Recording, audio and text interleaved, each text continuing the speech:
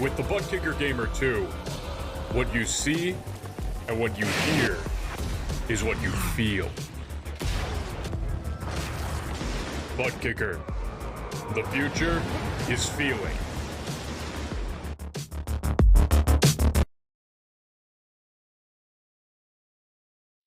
To be the best, one must beat the best.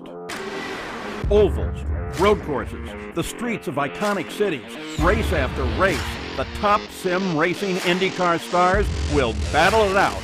In sim racing, it doesn't get any better than this.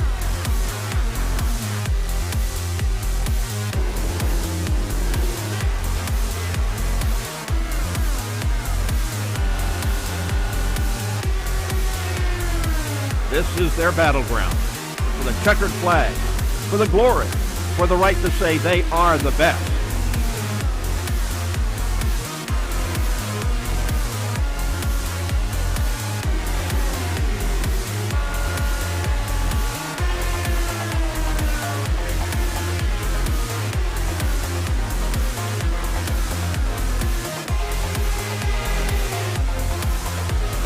The cars and stars of the Lionheart IndyCar Series, presented by Buttkicker, are ready to race.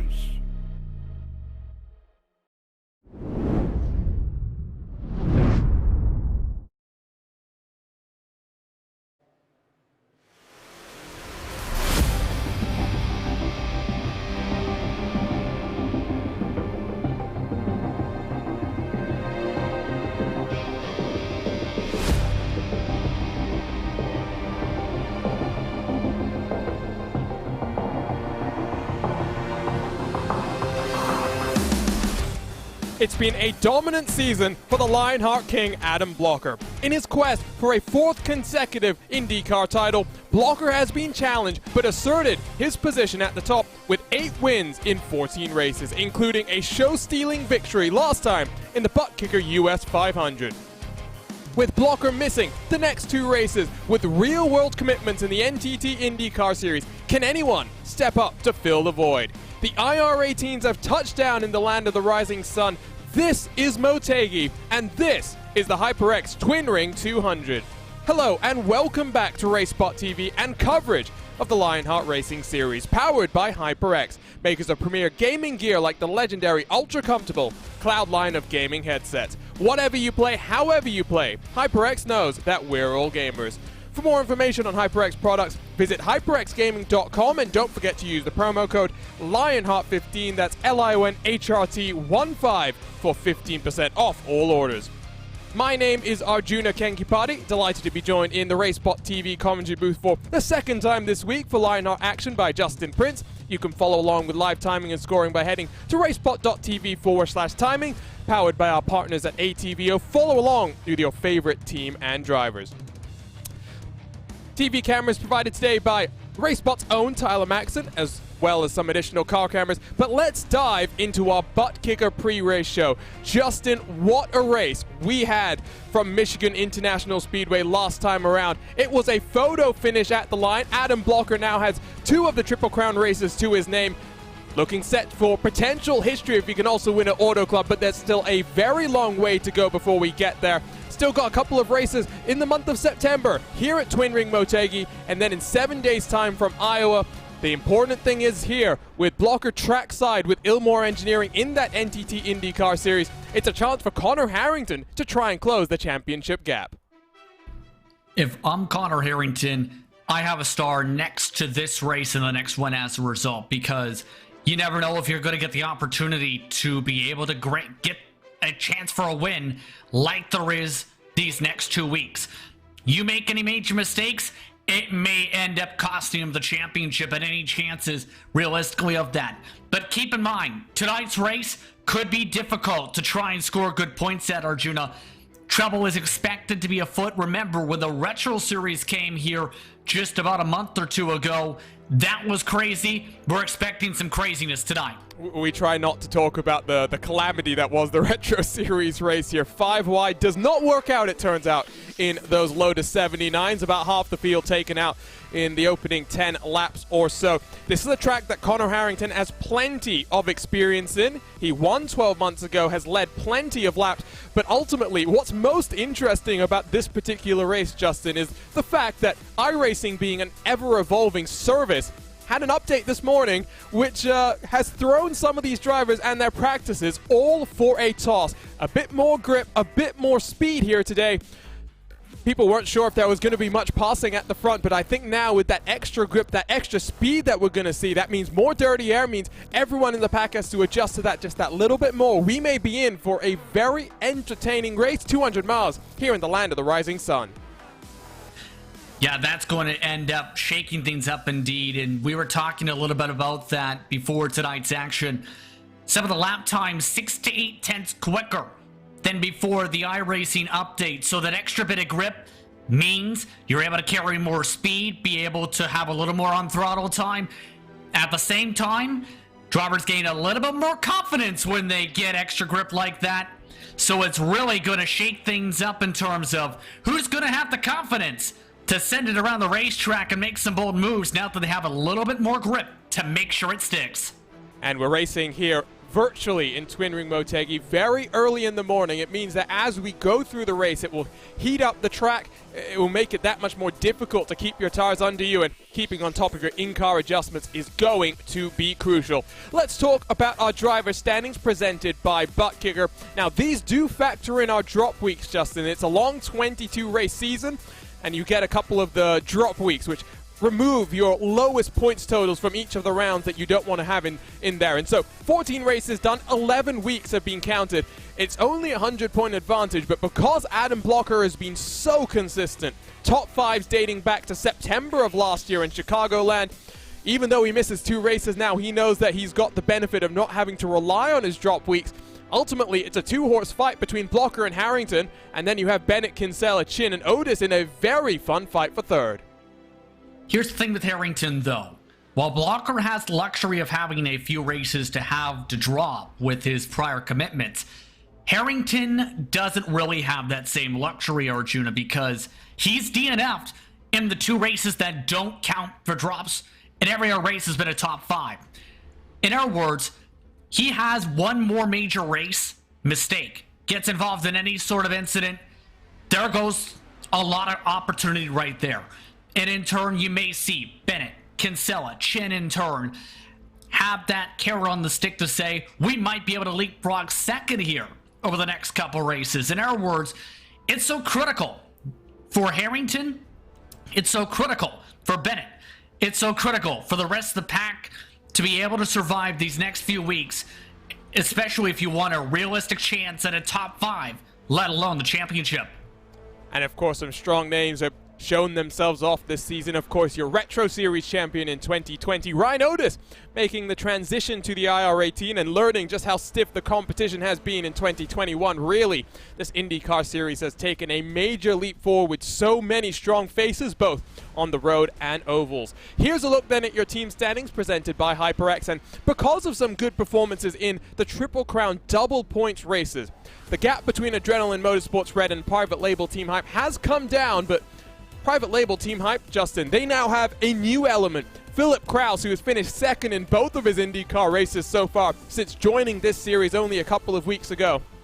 He's not going to add to the points total. He's representing a different Private Label Team Hype organization in these standings. But what he does do is take points away from Bennett, from Kinsella, from Carey, that are trying to reel in what is almost 150 points.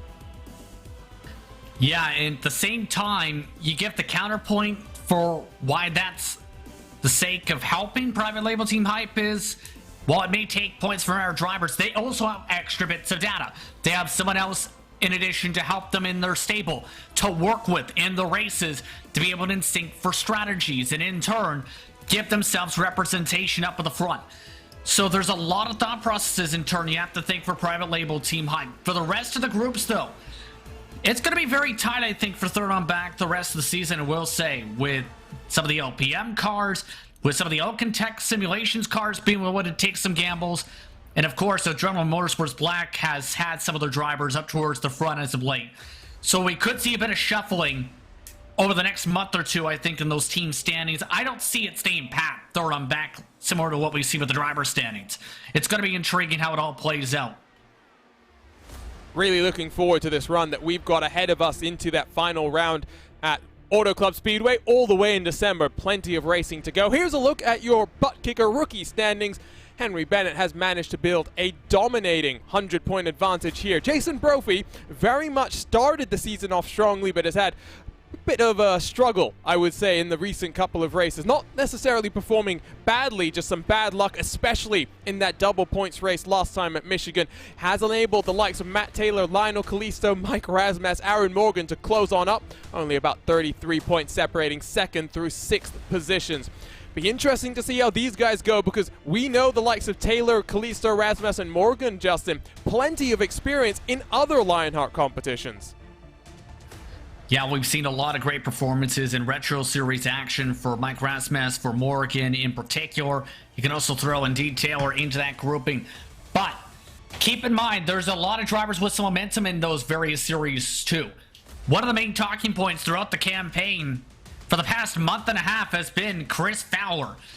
I wouldn't be surprised to see him get some good points today, with him having the right mixture of aggressiveness and speed that has just seen him accelerate from mid-pack early in the season to being one of the front runners for about a month and a half across all three series. I also think Luis Gonzalez Nunez, who had a very good run this past Monday from the Pocono Mountains in the Speedway Series, might step up here today. He's had torrid luck across all his Lionheart ventures in 2021. Let's talk a bit about the Lionheart IndyCar Series with our series details presented by Minus 273, the premier name in karting gloves. Their industry-leading gloves are super lightweight and durable, made of a breathable poly spandex. Whether you're a kart or a sim racer, Minus 273 gives you the control to reach victory lane. For more information on Minus 273's full line of gloves and apparel, visit minus273.biz, and don't forget to use the promo code Minus 273 LHRS15 for 15% off all orders. I mentioned it earlier, Justin. I'm going to repeat it now. An update to this very car this morning has thrown the drivers and all the ones that have done significant practice before today for a toss. Lots of work for them to do. And while it might not change the overall characteristic of the car, what it does do is change how the car itself is going to race. It's now got the setup hasn't changed much, just a bit different on the gearing to enable those greater speeds, and staying on top of your in-car tools, front and rear ARBs, the weight jacket that moves weight up and down on the car as well, going to be crucial here today. If you don't keep up with them, you're going to be in trouble. It's been a critical point throughout the season. Take, for example, a few months ago, when Ryan Otis qualified up towards the front of the Milwaukee Mile. When he ended up starting off that race, he ended up going too conservative on the tools, struggled to be able to regain the track position he lost in turn as a result of those adjustments. So in our words, you need to be willing and need to know your exact timings on those adjustments, unless if you want to have that shot. In turn, though, with that differential now, with the new updates to the racetrack, that's going to really indeed shuffle about how some of the drivers may fare out and some of their approaches to this race, especially for those who may have not had the track time prior to a couple hours ago on how this new surface will feel.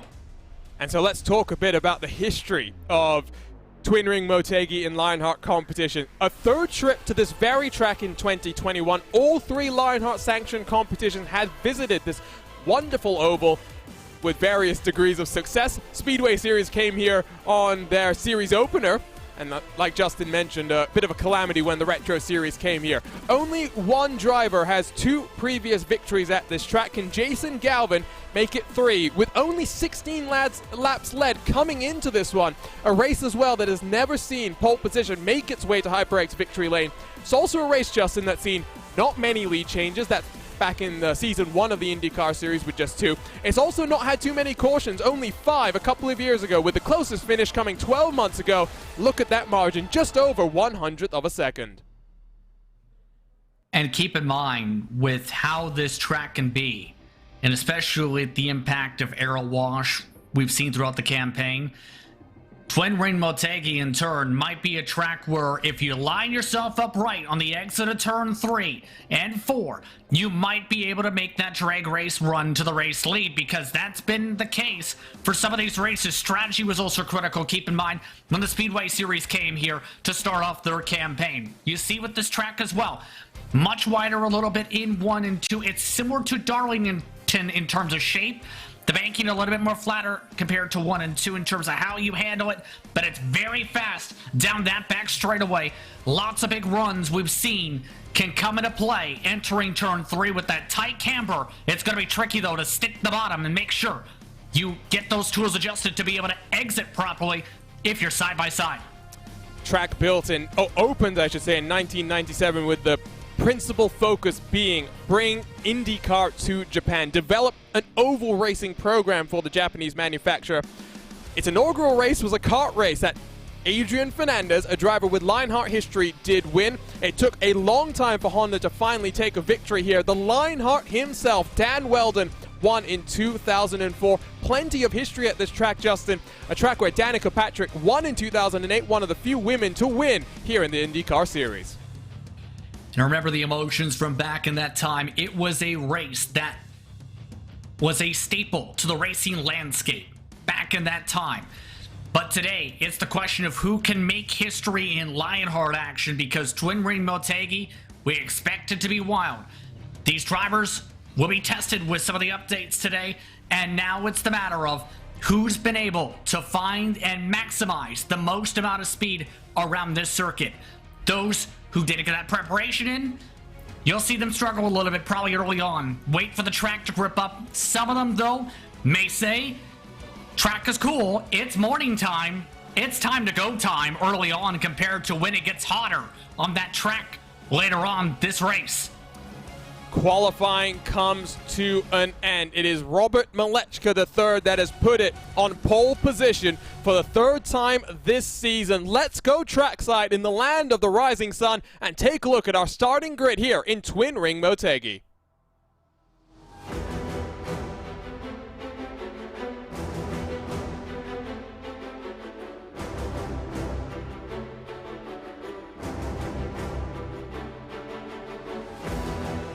So here is your butt kicker starting grid. Malechka III victorious on Monday from Pocono. He looks to do the double in Lionheart competition with a 27.291. Philip Kraus second in both of his IndyCar races so far in 2021. He's looking to take victory now that Adam Blocker is watching on from the sidelines. Henry Bennett starts in 3rd position in his 07 machine with the King of Chins completing row number 2. Mike Rigney looks for a good run here with Tony Schowen completing row number 3. Top 6 separated by just 600ths of a second. Alexis Newsom has had a bit of difficulty in recent Lionheart competition history. Can she bounce back and deliver like we know she can? She line up inside of Tyler Graf. Lap times there almost identical. Jason Brophy, Aaron Morgan on the edge of the top 10 with Connor Harrington defending race winner. Plenty of work for him to do back in 11th spot. Brian Carey, the Canadian, has some new equipment by his side as he looks to try and bounce back from some technical failures of his own, with Chris Fowler, Chris Lanini 13th and 14th.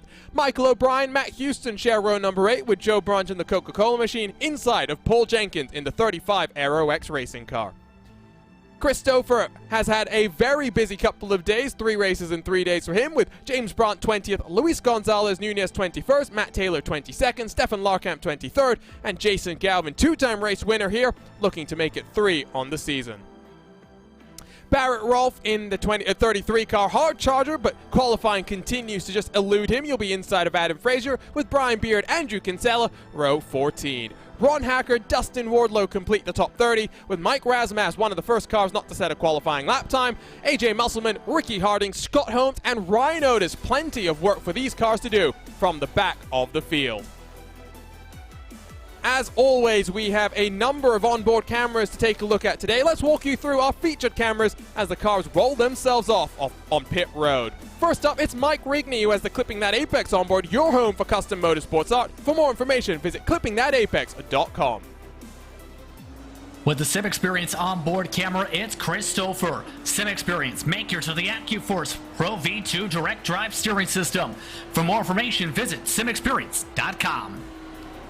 From the outside of the front row, Philip Kraus has a HyperX on board. Whatever you play, however you play, HyperX knows we're all gamers, and HyperX is always ready to game. And for understandable reasons, it's Tyler Graff with the Graphics Esports onboard camera. Graphics Esports, world-class design from the real world to virtual. Visit graphics.esports.com. Justin, prediction time. I was confident with Robert Malechka on Monday. I'm going to say it again. It's going to be very difficult to pass here. I think Malechka III will take his first IndyCar victory.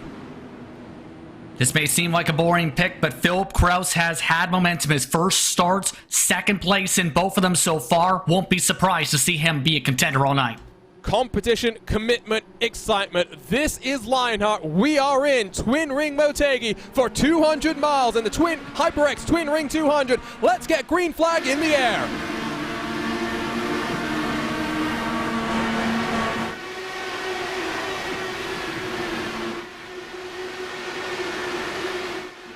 Track position going to be very important. Henry Bennett already passed Philip Kraus. Turn 3 and 4. Sometimes you just brush the brake on entry as too wide just behind Mike Reekney and Tyler Graff side by side. Malechka III, though, will lead lap number 1. Henry Bennett, Philip Kraus, Joshua Chin, and Tony Schau in the top 5. Nice clean start. What many were hoping for tonight's action, but keep in mind, some of these drivers are willing to make some aggressive moves like Graff to try and get this track position early, up 3 spots already, and doing so by sticking the bottom right along that white line and taking that groove away before the driver's going to react. Brian Carey has to defend from Chris Fowler in the NHR Esports machine. Connor Harrington, lots of work for him to do, though. Still outside the top 10 in a race where we're not expecting too many passes, at least in the early stages. Michael O'Brien and Chris Lanini side by side. Turn 1 and 2 is flat out. Not always preferred to be on that outside line. A little bit more distance that you travel. And here comes Lanini looking to the inside of 3 and 4. Gets on the brakes, though. This is where getting that car turned in, Justin, is going to be so important. O'Brien runs that high line. Should hold on to the position. And you see where the high line come into play. If you can use that exit a bit as the ramp to get a bit of momentum, you can make the outside at times, indeed, work through 3 and 4. Keep in mind, though, Connor Harrington's not having the start he's been looking for. He's still stuck in 11th, nearly snapped the car around just a lap ago, still marred in this traffic jam. Even further back, it's peak hour traffic in the early mornings here in the land of the rising sun. Jason Galvin runs then in 17th position. He's up +7 from where he started. Incredible start for him. Someone I kind of expected to make a few more moves is Barrett Rolfe. We saw him about 10 positions gained in 5 laps on Monday, not able to get that same sort of charge. He's where he qualified in 25th position. Going to have lots of work for him to do. Meanwhile, out front, JP, here we go. Malechka III leads by half a second. Henry Bennett has also pulled an 8/10 advantage over Phil Kraus, so it's what we expected. Very difficult to pass out front. We are seeing more side-by-side as you go down the order. Yeah, this is something we've seen throughout the campaign. If you have the error wash and dirty air from the respective competitors, you see a lot of this infighting, but in turn, if you fight too long in this grouping, you end up losing a ton of time and in turn, losing your chance to draft up to some of the error cars. And you have the clean air like at the head of the field, like Malechka III in. A little bit for Bennett, who is still sniffing some of the dirty air from Malechka III. Helps you turn a little bit more, be able to have less tire wear in turn. So there is that benefit in turn of having a good qualifying run, and that's why drivers like Malechka III put a lot of emphasis on that qualifying performance, as we see how some of these drivers are losing some time with some of this infighting. Jason Brophy slides down the inside of Tony Schau. That 88 car in action yesterday, or rather, I should say Brophy in action yesterday as part of the eNASCAR Coca-Cola Series. Crew chief for Matt Busa, and now has to defend as Tony Schau will come back down the inside, ripping that white line, but Brophy with that momentum will hold on. The gap between Kraus and Bennett has opened up even further at this point in time now. Justin, it's almost 1 full second. A bit surprised to see Kraus struggling this much early on, but I do wonder how crucial saving your tires is going to be over the course of today's race. Especially since we talked about this a lot already, the track is expected to get hotter and hotter. For reference sakes, It is 81 degrees Fahrenheit on lap 9. So that temperature is expected to skyrocket the more the sun comes up, the more the air temperature picks up. So that's going to be very critical. So at this point, I don't think Philip Kraus is really panicking, knowing he's in a decent spot. He's still in 3rd spot. There's no need to really panic. You've got the track position. It's just a matter of waiting to see how things fare out later on in this race. We see 13th. Manini Fowler duking it out with Jason Galvin, now +8 on the day. That 42 car, only 16 laps led, but 2 victories. I've said it before, I didn't think it was going to be as pertinent at this racetrack. You only have to lead 1 lap, and that's the last lap of the race, but clearly Jason Galvin just understands what it takes to be fast at a track that is very different at both ends. 1 and 2 flat out, as Alexis Newsom has now gotten passed by Jason Brophy. 3 and 4, of course, slight braking down, sometimes even into 3rd gear to get that car turned in and get the car rotated on exit at this point in time. Bennett's doing a great job. Only 6/10 away is Malechka III when the iRacing IndyCar Open Championship came here earlier this year in what was an open setup race. It was difficult, to say the very least, Justin. I mean, Jason Brophy led. He wasn't even able to get past lap traffic. That's how much difficulty he was having, as here comes Connor Harrington looking to that high line. Might open the door for the car behind. Yeah, that's Mike Rigney, believe down there, trying to make the move. Harrington just continuing to stay boxed in, but keep in mind, we've seen that at times throughout the season. If the traffic isn't friendly to you, you end up losing heaps of time. Phoenix is a great example of that, because when we've seen each of the Lionheart Series go there to that track, you get within that 1 second of that aero wash and dirty air of the car in front, with that being lap traffic. Your lead can evaporate from, say, 3 seconds to 1/10 in the span of 10 laps. So it's going to be very critical to hope all the traffic goes exactly the way the race leaders need it to go if they want to maintain or try to even expand the gap throughout some of this traffic. There is a lot more space, keep in mind, compared to Phoenix, obviously. Just a little bit more space. I think that's a bit of an understatement. Barney, the flagman, has a great view of all this action going on. And a race that's only had a maximum of 5 cautions, don't necessarily think we're going to get too many caution interventions, as Brophy now attacks the back end of Tyler Graf in the -273 machine. +3 on the day right now, and you can see on the left-hand side, not just Jason Galvin making some waves in the early stages. Matt Taylor in the 16th position, also +6.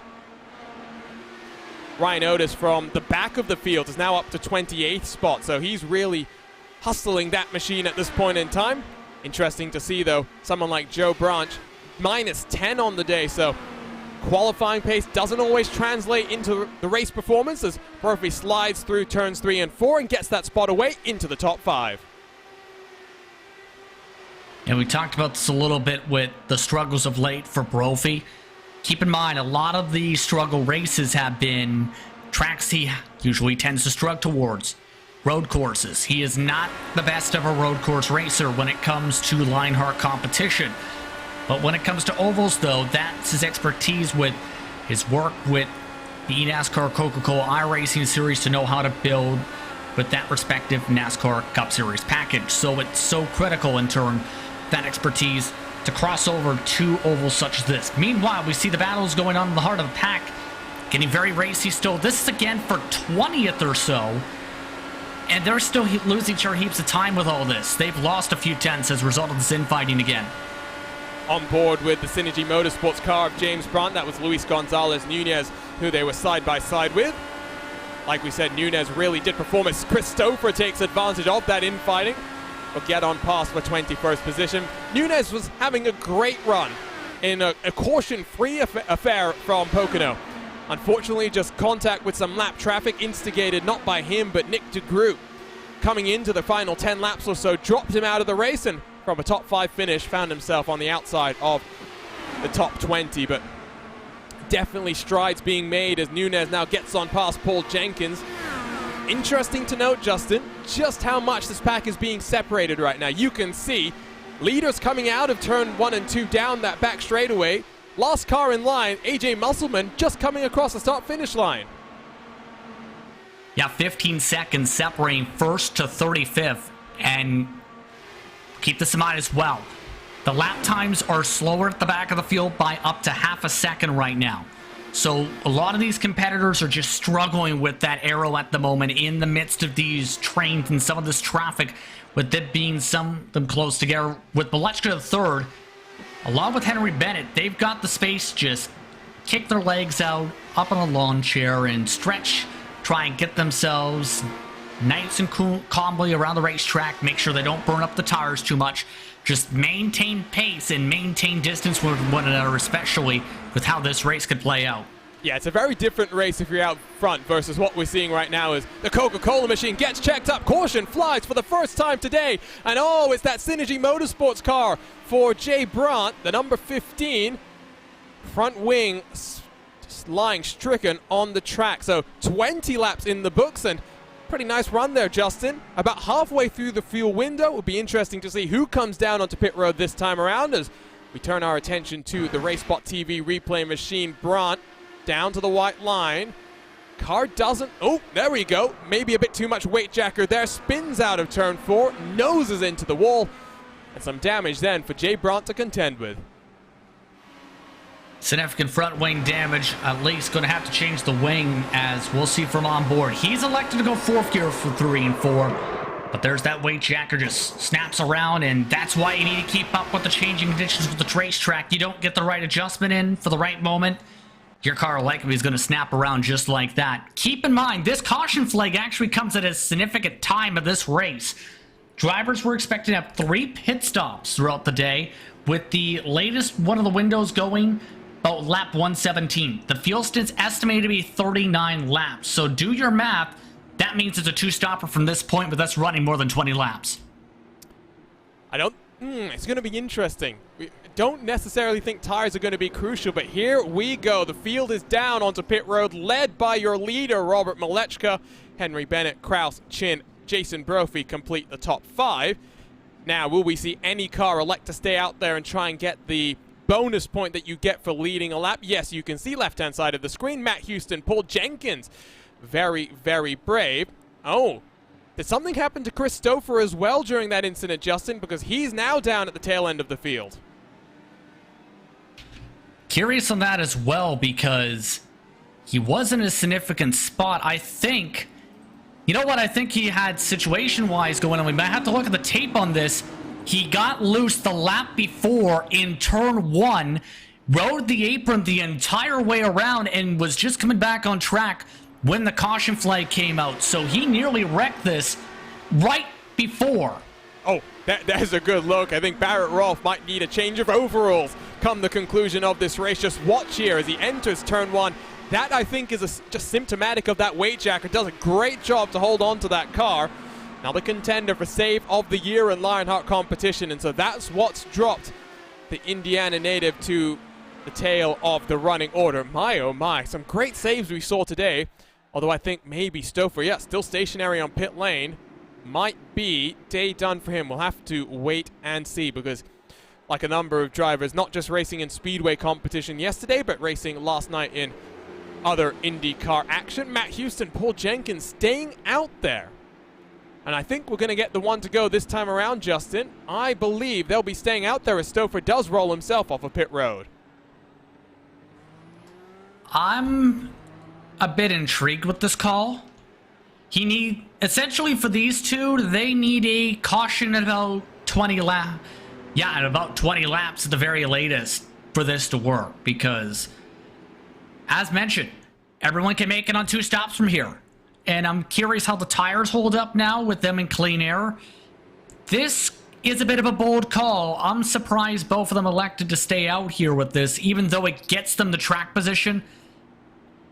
You're banking on someone else making a mistake and it not being you for this to work.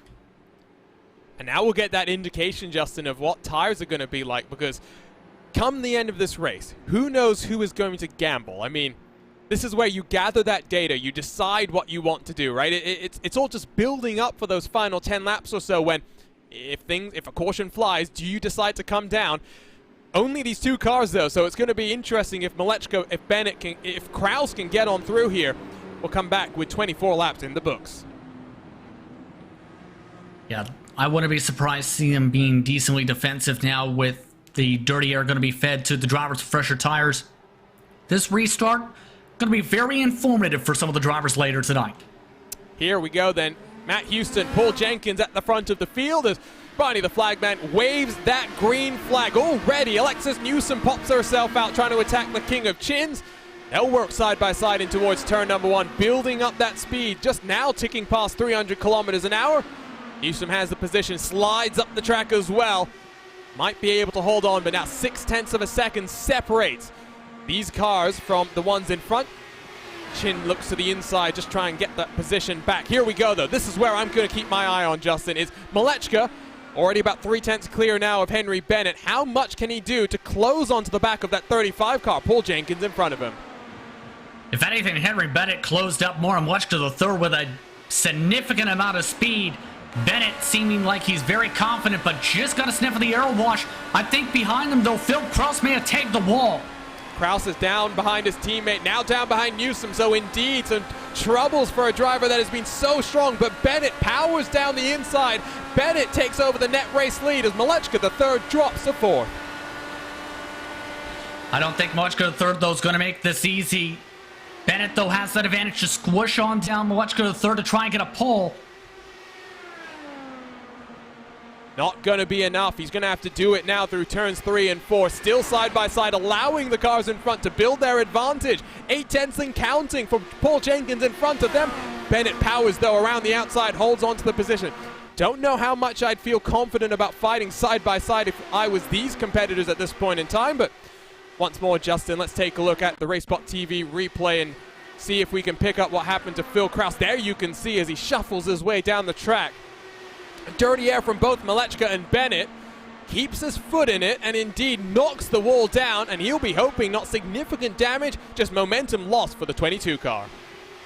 Yeah, that wall doesn't move very far. Let's put it that way. Significant amount of contact on the right side, and that's seen him shuffle all the way to 8th position.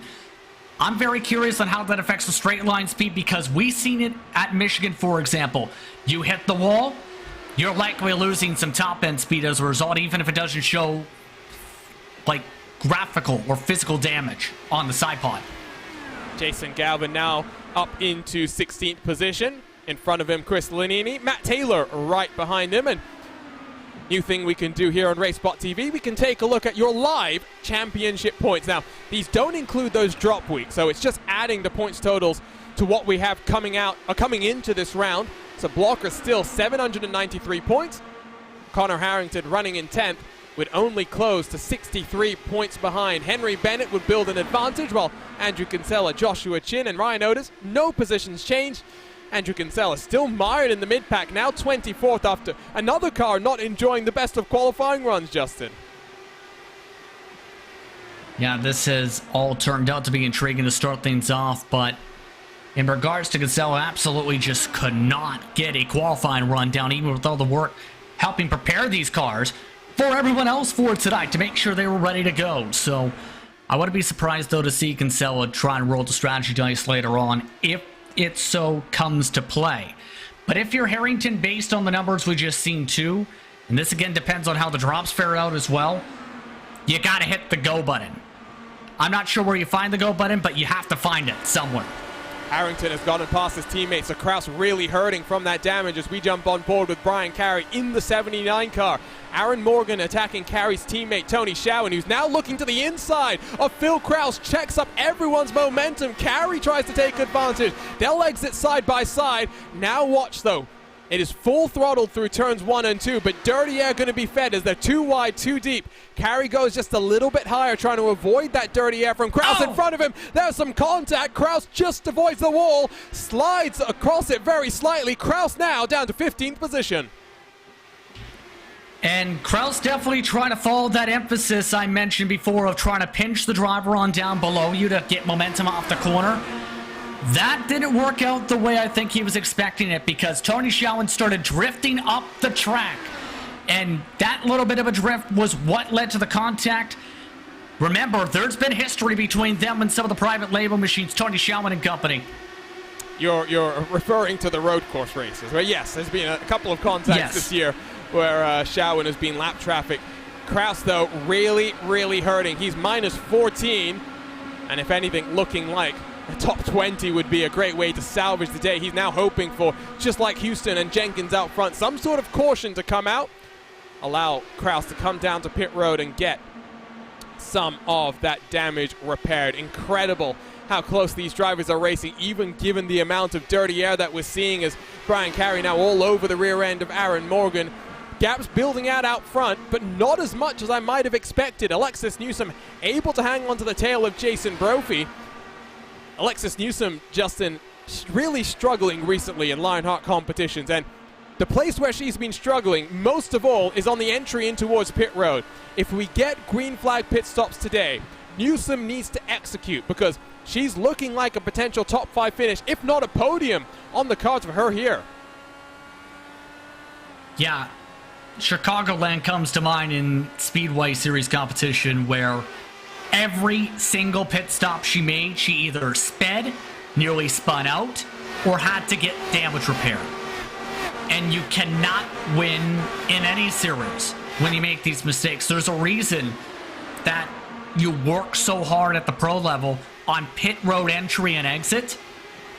And if you don't know how to execute that and know which amount of time you can really push to get to that pit entry, or be able to take the access road on exit, it will leave about 5-10 seconds back in some cases. And for Alexis Newsom, those mistakes have just added on and on and on over the past few weeks. Keep this in mind.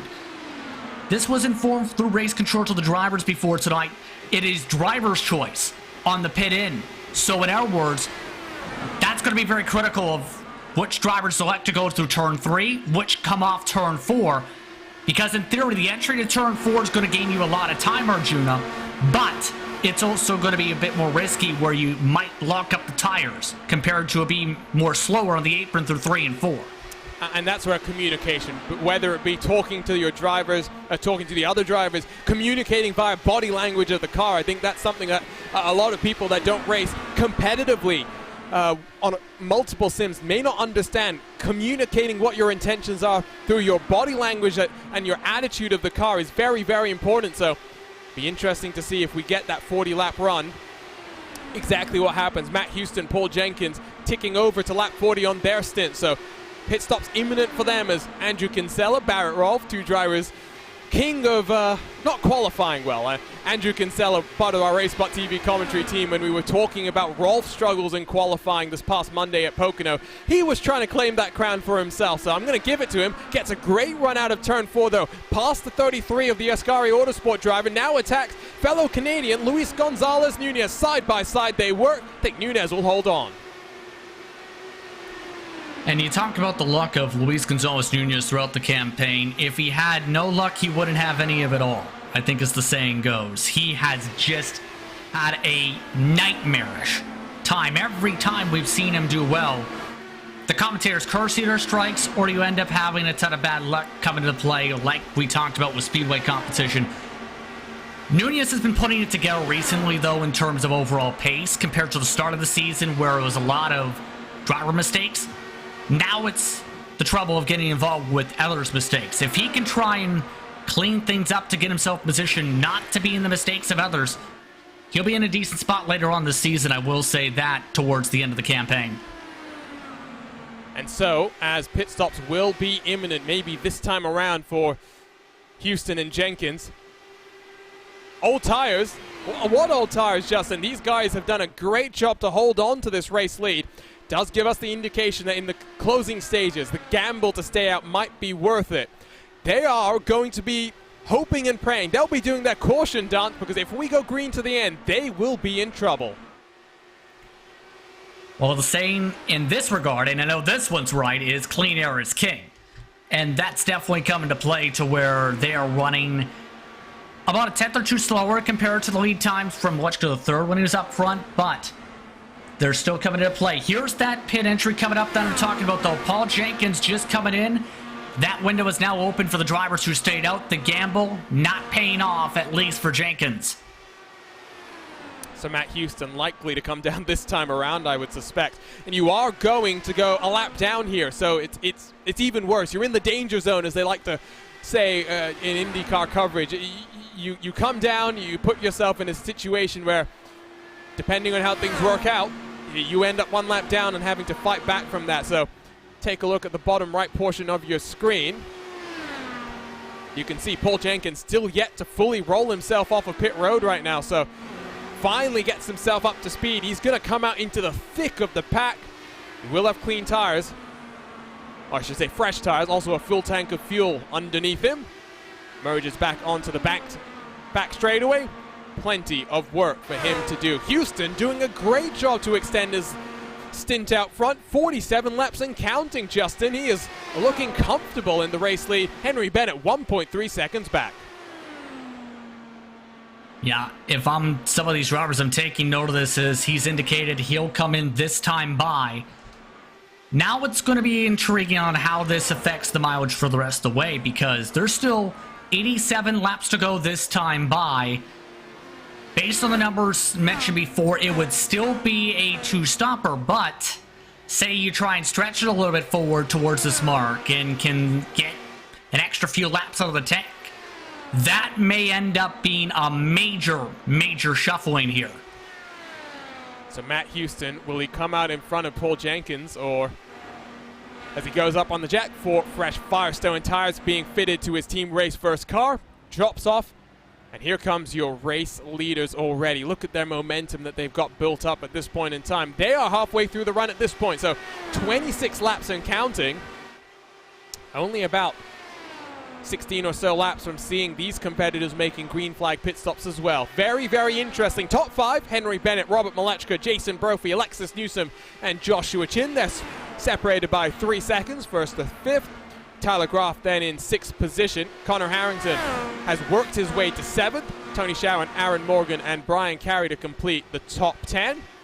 Jason Brophy, what a drive from him, Justin. He's +6 on the day right now. That 88 car sitting in a podium position.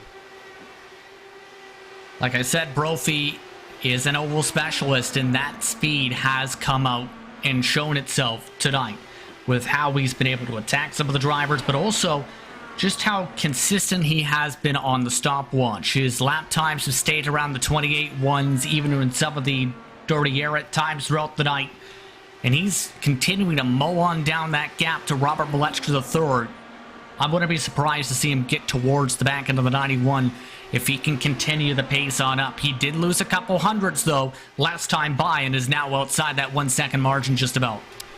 And there is a different sort of commitment that goes into eNASCAR Coca-Cola racing, and whatever world championship it might be. I think the experience that Brophy has working with Matt Busa and the rest of the team back there is going to be important in a race like this, because just the mindset, Justin, it is hard to preach exactly how important that can be at the top levels.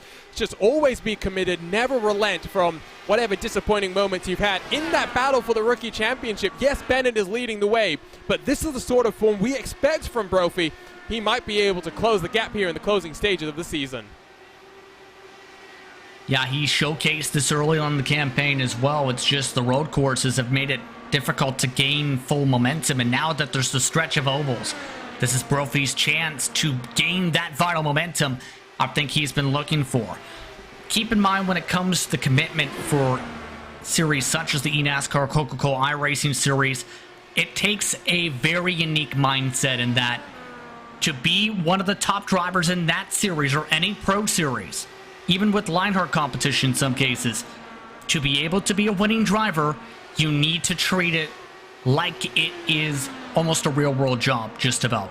With the amount of commitment, the amount of laps you turn, the amount of knowledge, the amount of note-taking, the amount of data you have to put in, and how much, in turn, as a crew chief in that regard, you need to be able to inform your driver of properly what they need to do. You don't have that information, you're running 30th as the car's around. That's Brian Carey. Oh, and he's almost spun into the path of oncoming traffic. Very, very fortunate.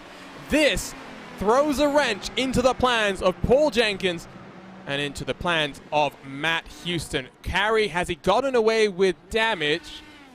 Looks like the suspension might be a little bit broken there. I don't think that car is going too much further. Indeed, you can see the right rear tire is not exactly properly mounted to the Dallara IR18 chassis.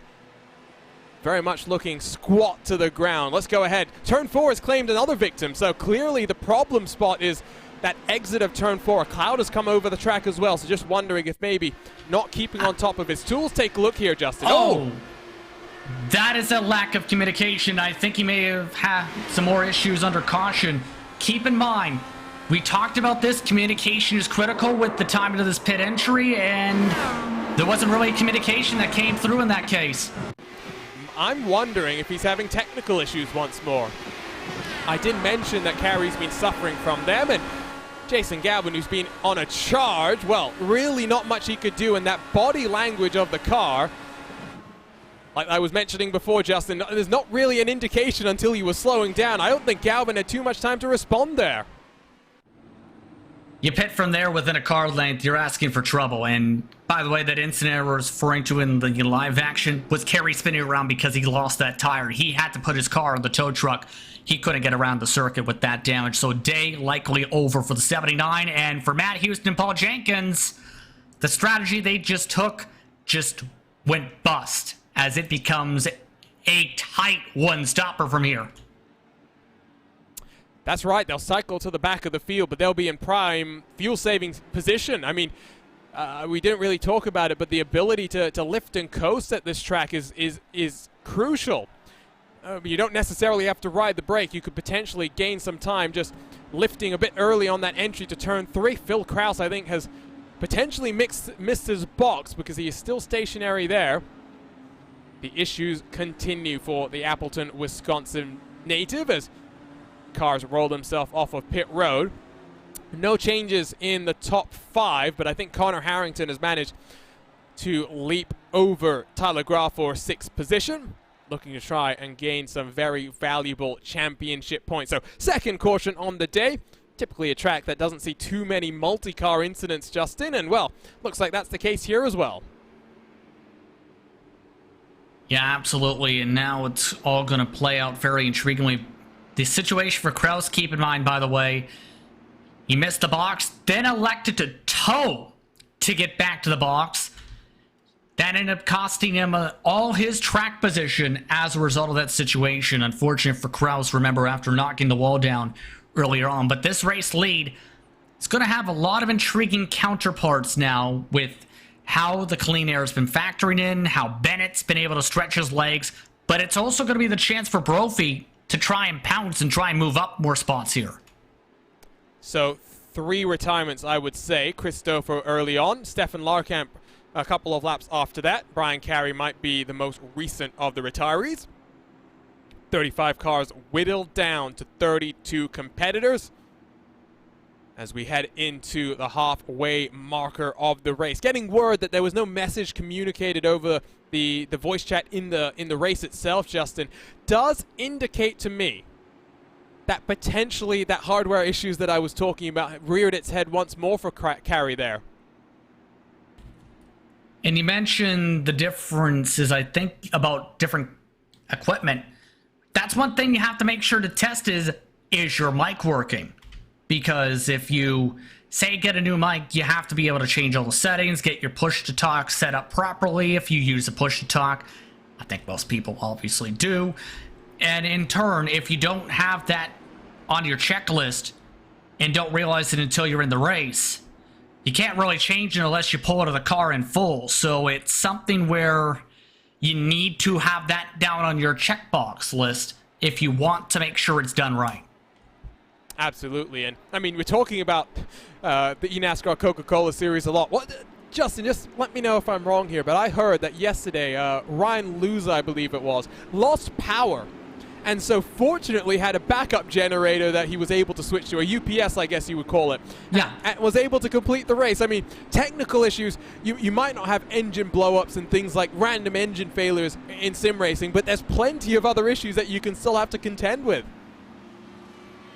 Yeah, absolutely. And when talking about the Luza situation, that was a major storyline with all that to try and make sure that he was able to still race, because Noah's father, John, has a lot of support for Ryan Luza, always supports him when it comes to the Twitch feed for those respective races. And he was actually explaining that in part, how much effort was put in to make sure they can get him racing for that night, because remember, in that regard, he needs to get strong points to make sure he gets top 20, so you cannot afford to miss a race like that.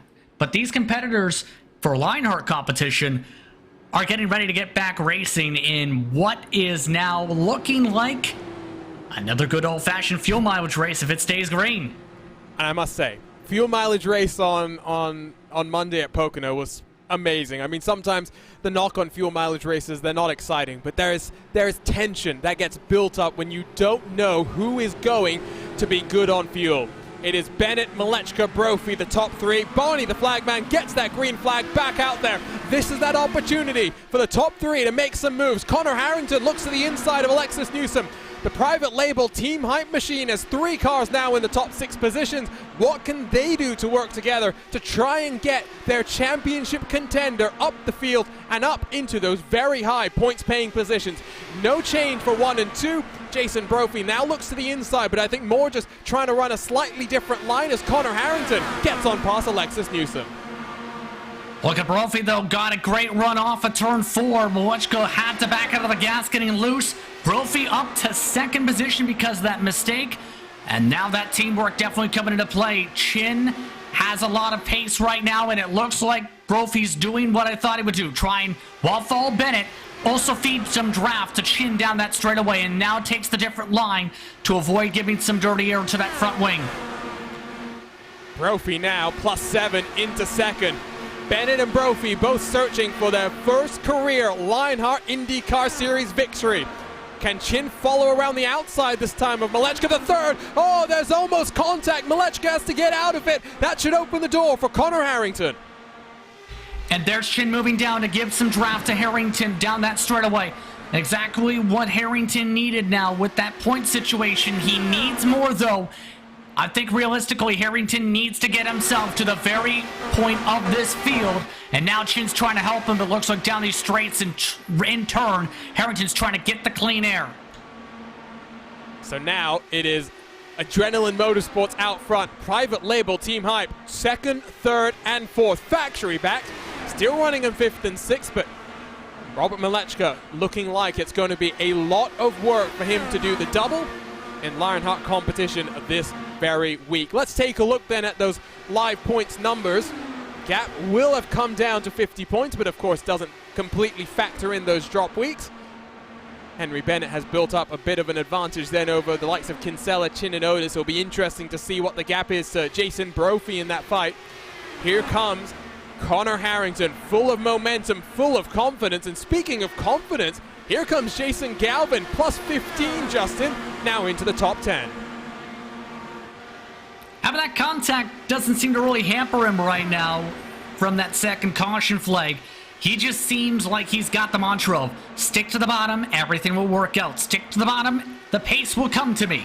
Stick to the bottom, I'll make passes.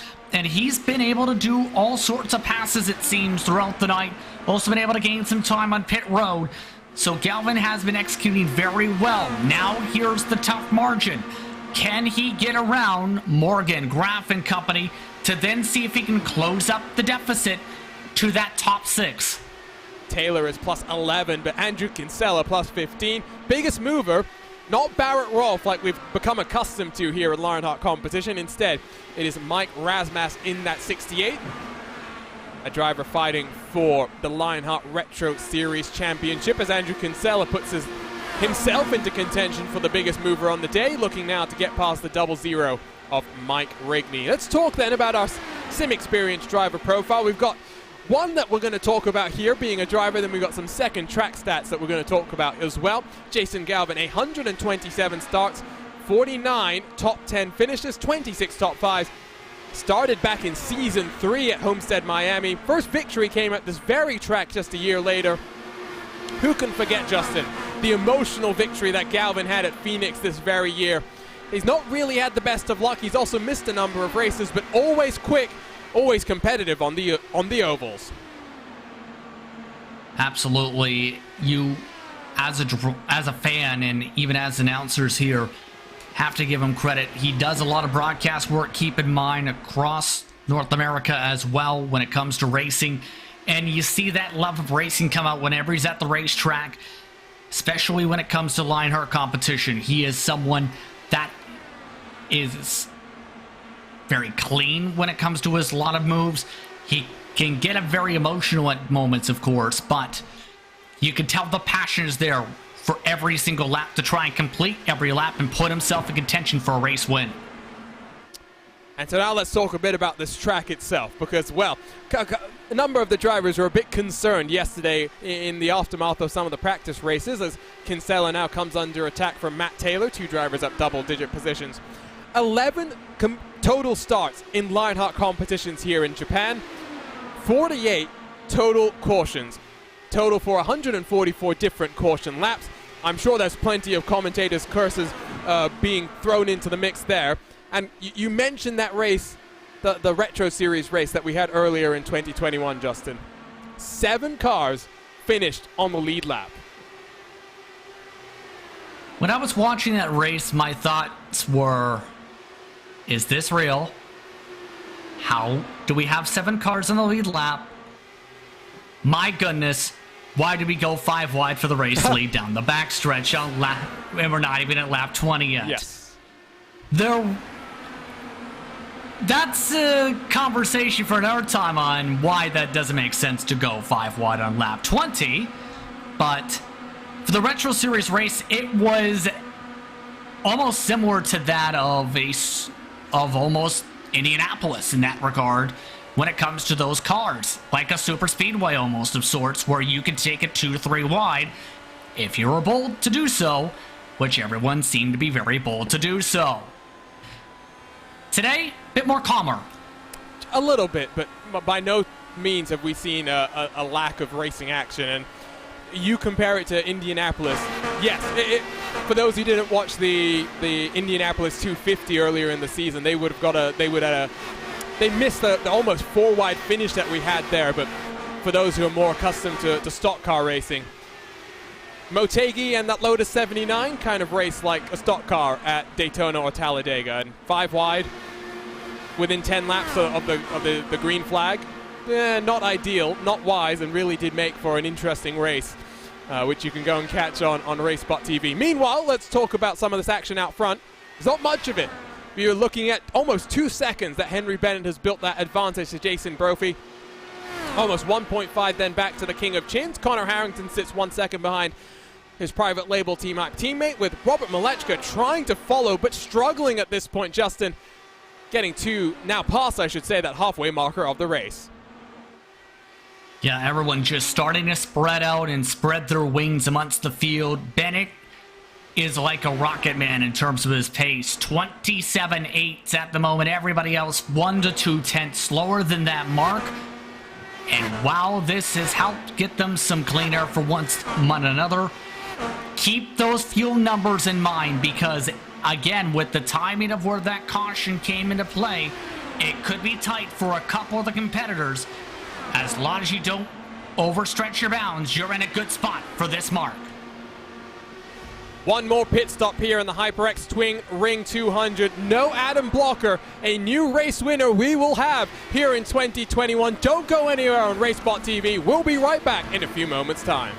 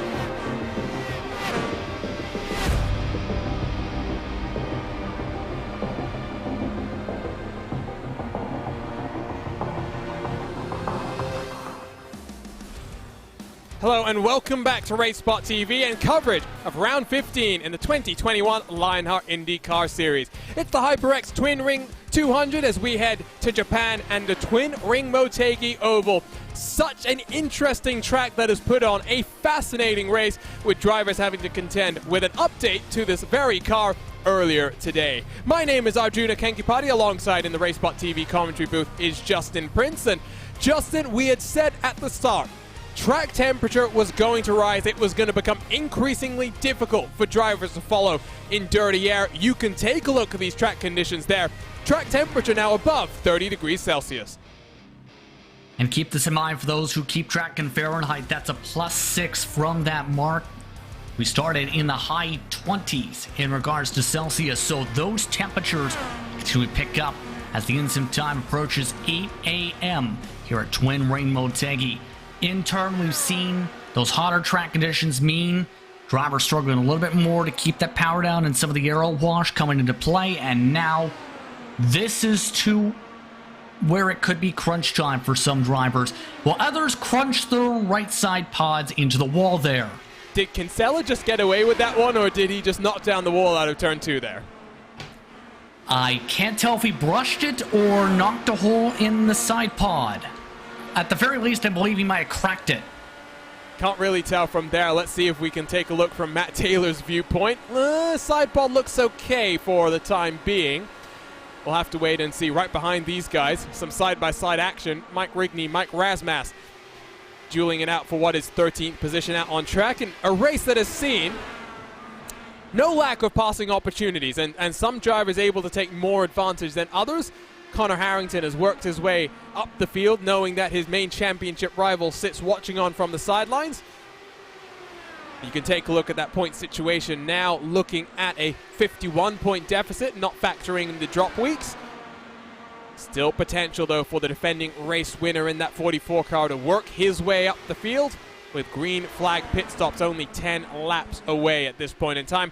Jason Galvin, two-time race winner here, only 16 laps led coming into this one, and still only 16 laps led given where he qualified, plus 15 into 9th, while Rasmas in that 68 car, biggest mover on the day, and someone who I think is going to be quite frustrated with how things have gone, Justin, is Ryan Otis here in the 95 car. The Retro Series champion has managed to take advantage of some mishaps, take some advantage of some passing opportunities, but still only sits in 21st position.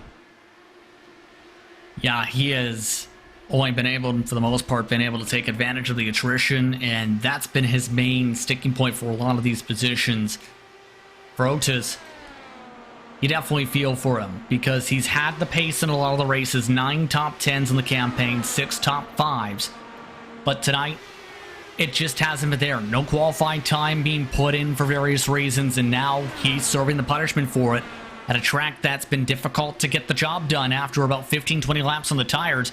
We've seen the effects of that, and in turn, he's been really impacted and hampered by that as we see some of the other drivers continue to shuffle about amongst the mid-pack. That's Barrett Rolfe, who's going to try and slide his way up the track, but O'Brien doesn't allow him that opportunity. Rolfe usually is a great opportunistic driver, able to take advantage, work his way through the field, but has struggled early on as the caution's out once more. This changes everything. And who is it that has come to a stop? That's Jason Galvin in the 42 car.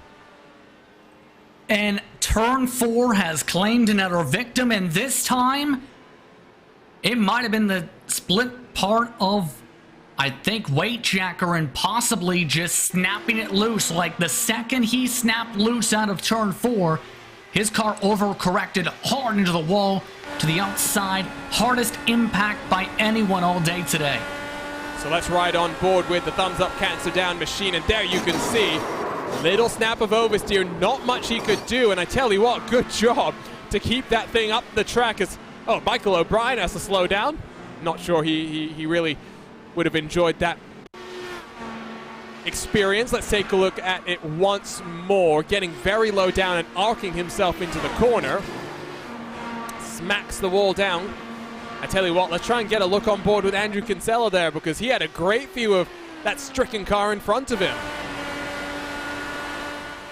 Yeah, you're going to see a great angle of this right here, because Kinsella, he's taking this line to get some clean air to the front wing, try and be able to rotate a little bit better. Plus he's side by side. And then side by side backs off just enough for him to be able to arc it on down without any incident. Kinsella gets by cleanly. And oh, by the way, remember the Thoughts of Fuel Mileage race? That drumbeat just intensified by 5 times. And it's really a fuel mileage. There's nothing else now. We'll get back to the action with 41 to go, so maybe a slight amount of fuel saving that we'll see some of the drivers needing to do. For example, Henry Bennett, who has been running at the front, sometimes maybe having to just bump that car down into a slightly alternate fuel map. Who's going to win the race off of pit road? Can Jason Brophy steal it? No, he doesn't. But Connor Harrington has leapfrogged his teammate, so Joshua Chin will now sit in 5th position. Harrington 4th. Philip Kraus did stay out there, but I would suspect has to come down this time around to get some fuel in that car, because he's 34 laps and counting, Justin. He was running in the 20s before the time of the caution flag after his incident with the wall, having to tow after being in the pit box ahead of him, and in turn getting some of the damage in theory repaired. Here's the thing.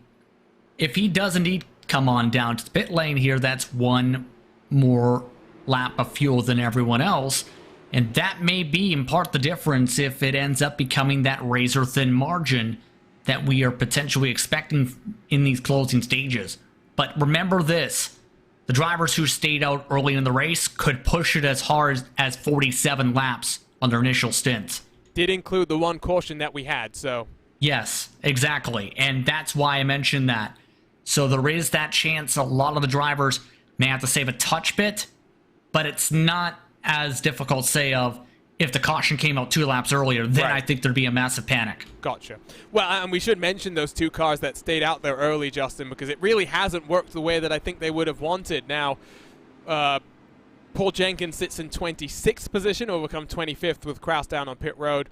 And Matt Houston will be 27th position. He'll be minus 11 from where he started. He had a great qualifying performance, and you make those gambles sometimes. They just don't play out in your favor. And, well, he's still now got, 41 laps to try and fight back from it, but it's going to be an uphill struggle. I think we might even have 40 to go when we get back to the green, because lights are still on the pace car.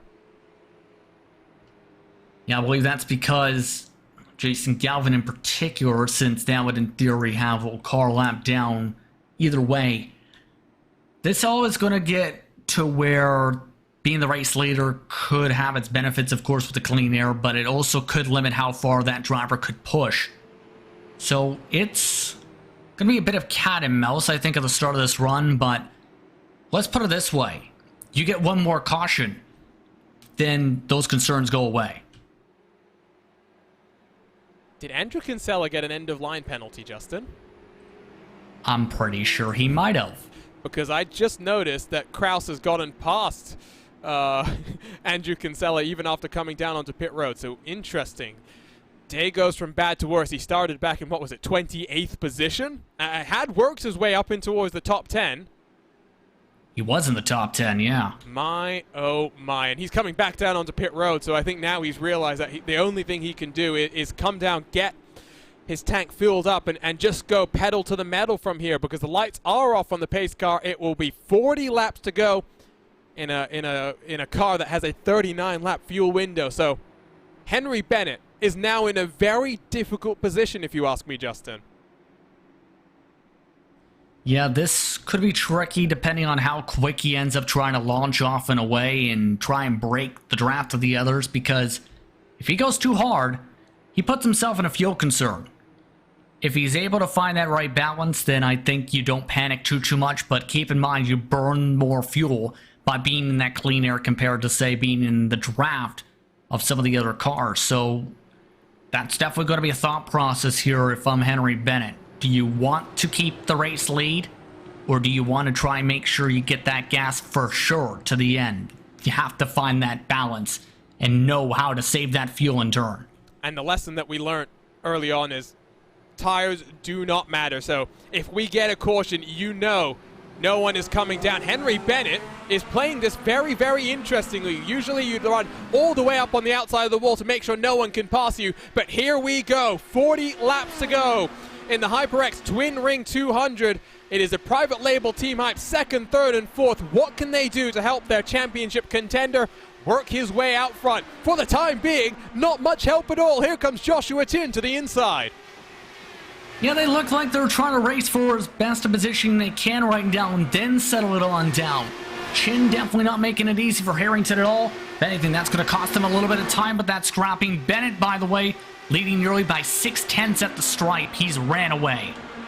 Now can he build that buffer up and pull away? Harrington under pressure from your pole sitter. Malechka the third. Almost contact between the two of them. Harrington will defend the inside line, but we've seen on occasion that momentum you build up on the outside can just work. It will afford Malechka the over-under, just a little bit too far behind for the time being. Nothing doing there. Some more fighting back in the pack as they exit turn 4 side by side. That's Chris Fowler inside of Mike Rasmus. Two drivers that have been duking it out in the Lionheart Retro Series. Now switching from the Lotus 79 to the IR18. Matt Taylor sends it around the outside in the Altentech NHR Esports car and give Taylor 11th position. We talked about this in the Speedway Series. When the track rubbers up, that's Matt Taylor's time. The track is rubbered up. It's not as green as it was before where it had no rubber. And in turn, Taylor's been able to take advantage of that, and now he's in towards his comfort zone. Even though the track is hotter, that rubber helps your car a little bit more in terms of the consistency on your lap times and how you, in turn, make your way around the racetrack. And it's also something that can impact how the lines play out around this circuit. Oh, here we go. This is crucial. Connor Harrington, can he hold off the charge of the pole sitter? Malechka side by side for 4th position as they work their way through the flat out turn 1 and 2. I think Malechka just gets a little bit squirrely, has to give up some momentum, gives up the challenge for 4th place. Out front, 1.2 seconds clear is Henry Bennett, searching for his first Lionheart IndyCar Series victory. 36 laps for him to hold on. Some fuel saving might be on the agenda as teammates side by side. Look at Aaron Morgan trying to get on past Tyler Graf. This is one of Tyler Graf's best races all season in all Lionheart competition. I will say Morgan having a very solid race as well after some of the very bad luck he had at Michigan with some of the incidents. So it's been a very nice day for some of those LPM machines and how they've been able to play out. We talked about that for the team standings. They're positioning themselves very well for that, to be able to gain that momentum for the next couple weeks. Morgan gets a good run off of turn 4. I don't think Graf is as comfortable at that end of the racetrack as the 48 machine, who will look back down to the inside. Rule number 1 in racing, do not hit your teammate. And when it comes as well to drivers fighting it out in the championship, Morgan looking at potentially a top 10 finish. Of course, the team championship as well on the cards. Potential battle for 3rd. That graphics LPM is mixed up in. Do not think these drivers want to come to blows as Rasmus now attacks Matt Taylor, who has gotten on past. You said Taylor just comes alive when that rubber builds on in. I think he just becomes so much more comfortable with himself as well, and I think that's so important in a race like this where everyone's on that same setup and it's all about your confidence. Yes, you have the front and rear ARBs, that weight jacket that will come into play, but how you use them is just as important as when you use them. As here we go, it's O'Brien side by side with Rigney, Joe Branch in the popcorn seat. And that's a great fight amongst these competitors. Rigney's been trying to get this job done, it seems, since the past couple restarts. But it's just not been any bueno at that point, as Joe Branch trying to take advantage of that in his Coca-Cola machine. No bueno on that one either. But keep in mind, that's the difficulty when it gets hotter and hotter too. You lose that grip, That grip continues to go away and away, away, as Barrett Rolfe says it's time to go forward on my march. He's trying to get him to the top 15, which I don't think he'd be thrilled by, but definitely would be better. We talked to him on Monday, didn't we, Justin, and asked him about that qualifying. It's just something that it's very different, qualifying versus race. Sometimes you just don't put the preparation in, and working by yourself doesn't necessarily lend itself nicely, because with those in-car adjustments, you can do some interesting things to build up some speed, as I heard a car going into the wall back in the pack. Oh, I think there's a car slow on the track. Yes, a couple, and that's going to shake things up. That changes everything. Ron Hacker, I think, is that car that has brought out the caution, the 21 machine, straight down onto pit road. Everyone is good on fuel from here on out. The thing is, it didn't start directly with him. Ryan Otis, we mentioned his struggles, slammed the wall in front of him. And then in turn, when he seen him, he just snapped around hard to the inside. And because, though, it was Hacker who stopped on the racetrack to be able to get the tow, that's your trigger. Here's what happened to Otis. This was side by side in front. Oh! There goes the weight jacker, a bit of oversteer, bye-bye. Not for the first time. Kinsella's had a moment there, watching some chaos unfold in front of him. Let's take a look at the onboard first.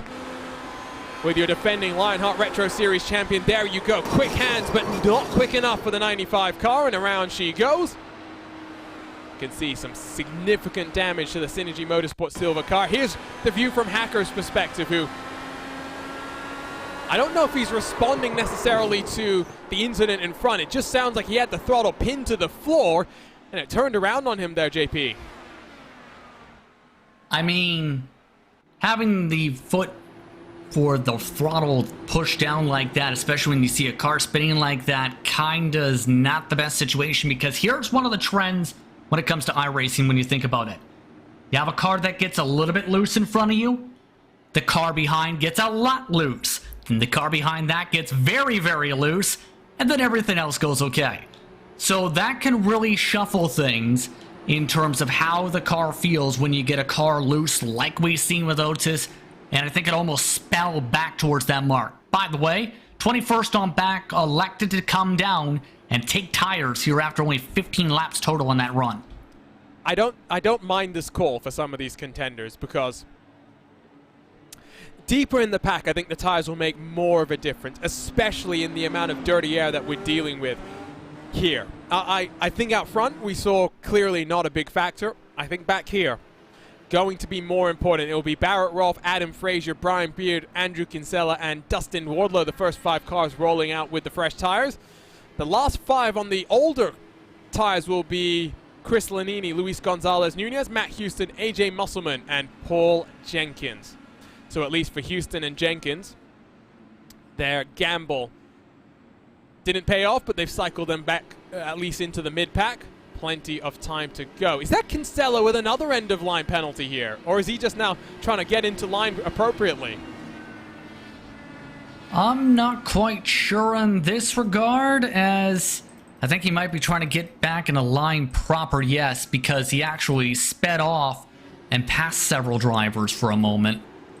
So I think it's just him getting back in the line, which was 24th position here, but now this gets very fun, and we mentioned the importance of clean air. Those drivers in the back might be able to get a few positions as a result of this call, but it's not going to be easy sledding to be able to get that job done, with the fall-off being minimal for some of these competitors, only a few tenths.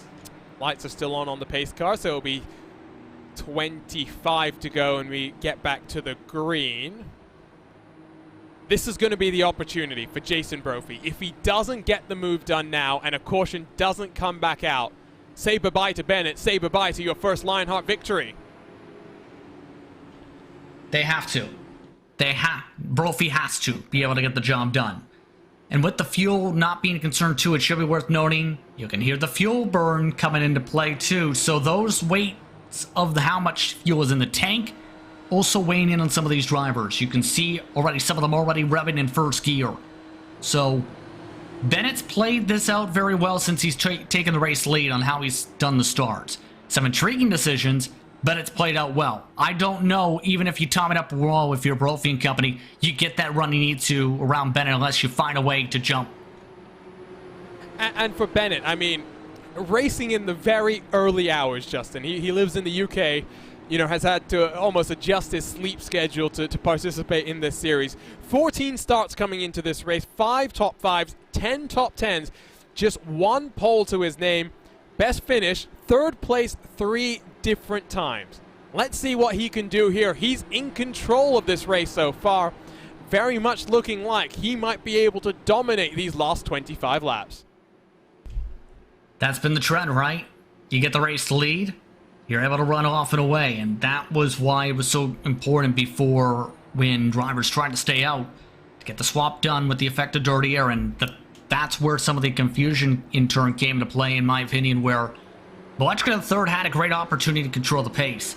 He didn't elect to take said pace, and Bennett said, you know what? If you're going to ride 10 miles an hour slower down the straight, I'm just going to pull on by, and that's now been one of the most critical passes of the entire night so far. But we've seen crazy things happen. Let's see if the craziness does strike, as some of the drivers weave out a line to the back of the line. What does Bennett do on the start? I was a bit confused by what he did last time, not running up to the wall, but I have a feeling it's just minimizing the distance and trying to get in towards turn 3 as soon as he can. Less than 40 miles to go here in Twin Ring Motegi. It's a long hold from Bennett. Back to the action, 25 laps to go. That causes a huge stack up. They're almost 3 wide entering into turn number 1. Connor Harrington needs to try and get past Joshua Chin, needs to try and get past Jason Brophy to close the gap to Adam Blocker in that title fight. But look at Motegi with the run, ducking and diving. They're 3 wide on the entry into turn 3. Motegi down the middle, and Motegi to 3rd place. What a dive by Motegi to the third. The question is, can he make it stick? No, he knocked the wall down again as more drivers starting to snake their way out. But that was an intriguing decision at the start. Bennett did the same things before, but Jason Brophy said, you know what? If you're going to try and run to the bottom line, I may as well try and get to your rear wing and follow you too. And that has just inserted a bunch of craziness. I think it played exactly how Bennett might have wanted this to go. And once more, he's built that advantage to 0.7 of a second. I saw Tyler Graf almost clipping the apron. Caution, back out. Luis Gonzalez Nunez, well, you said it. If he didn't have any luck, if he had less luck, he'd have almost no luck. And now, once more, significant damage to that 14 machine. Cautions do breed cautions. Let's turn our attention to what happened here between Nunez and, I believe it's Chris Lanini in the 92 car. There is the yellow, orange, and black machine. Working their way off of turn 2. Lanini gets a great run down into turn 3. And oh, that's an interesting one. It didn't look like Nunez got that car turned in time, Justin. Yeah, it just looked like he struggled on turn in with the aero wash in the tires tracks of Rigney. Here's the particular look. Yeah, it just plowed on him massively. So, season goes. The luck for the season, I guess, goes the same way. Let's take a look one more time at what happened here. There you just get the briefest of looks as we'll cut back to live and cut back to what will be, now I believe, a 20-lap shootout here. Cautions breed cautions, and we've already tied the most cautions that we've had in an IndyCar race here at Motegi. That goes back to season 7. Adam Blocker victorious then. 5 cautions in the 130 laps. Getting word as well, Henry Bennett, busy bee. Having to adjust his sleep schedule, not just for this race, but another one at this very track as well. Not in the IR18 chassis, but the DW12. Already 1 victory then on the night, or I guess the morning for him.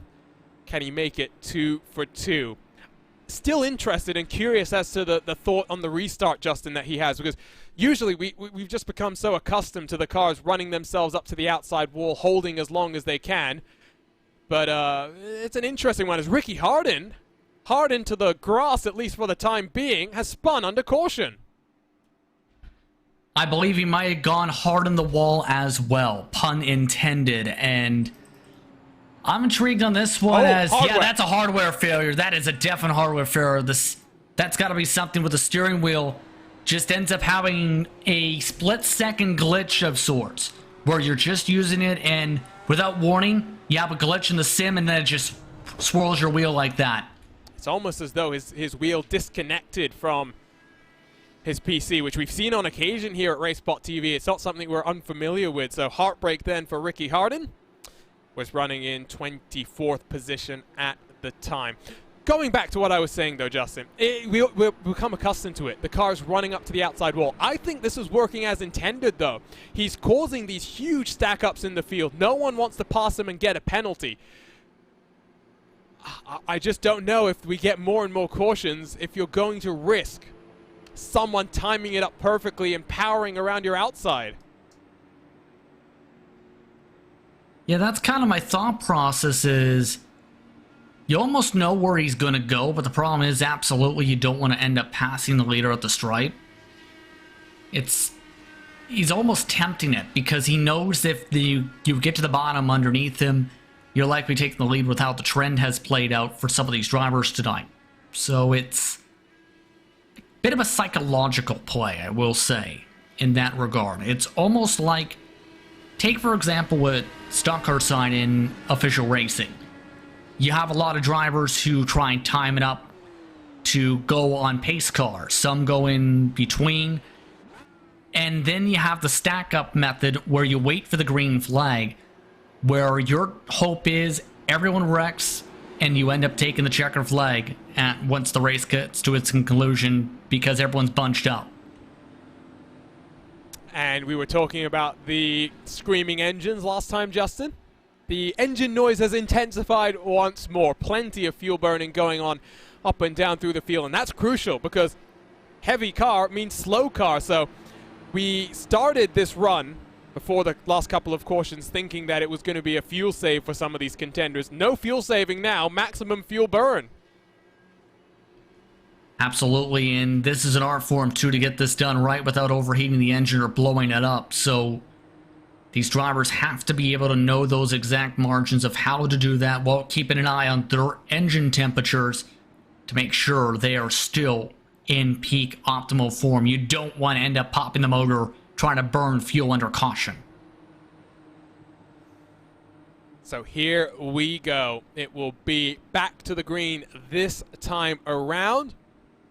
Plenty of excitement in the land of the rising sun here at Twin Ring Motegi. The odd egg-shaped oval. Turns 1 and 2 flat to the floor. Turns 3 and 4 getting on the brakes. Henry Bennett leads from the private label Team Hype contingent as what's happened. There's a second car that's had an issue coming to the green. This time it's Chris Lanini. That will not stop the show. Pace car is down to the safety of pit road. 30 miles left in the HyperX Twin Ring 200. We are racing once more. Henry Bennett gets a wonderful launch. Look for the charge from Connor Harrington. He knows points are crucial here today. Tyler Graf into the top 5, one of his best runs on the season. No changes out front as we come down into turn 3. And the tough part has been, even with the draft, Brophy and company has just not been able to close up the deficit at all.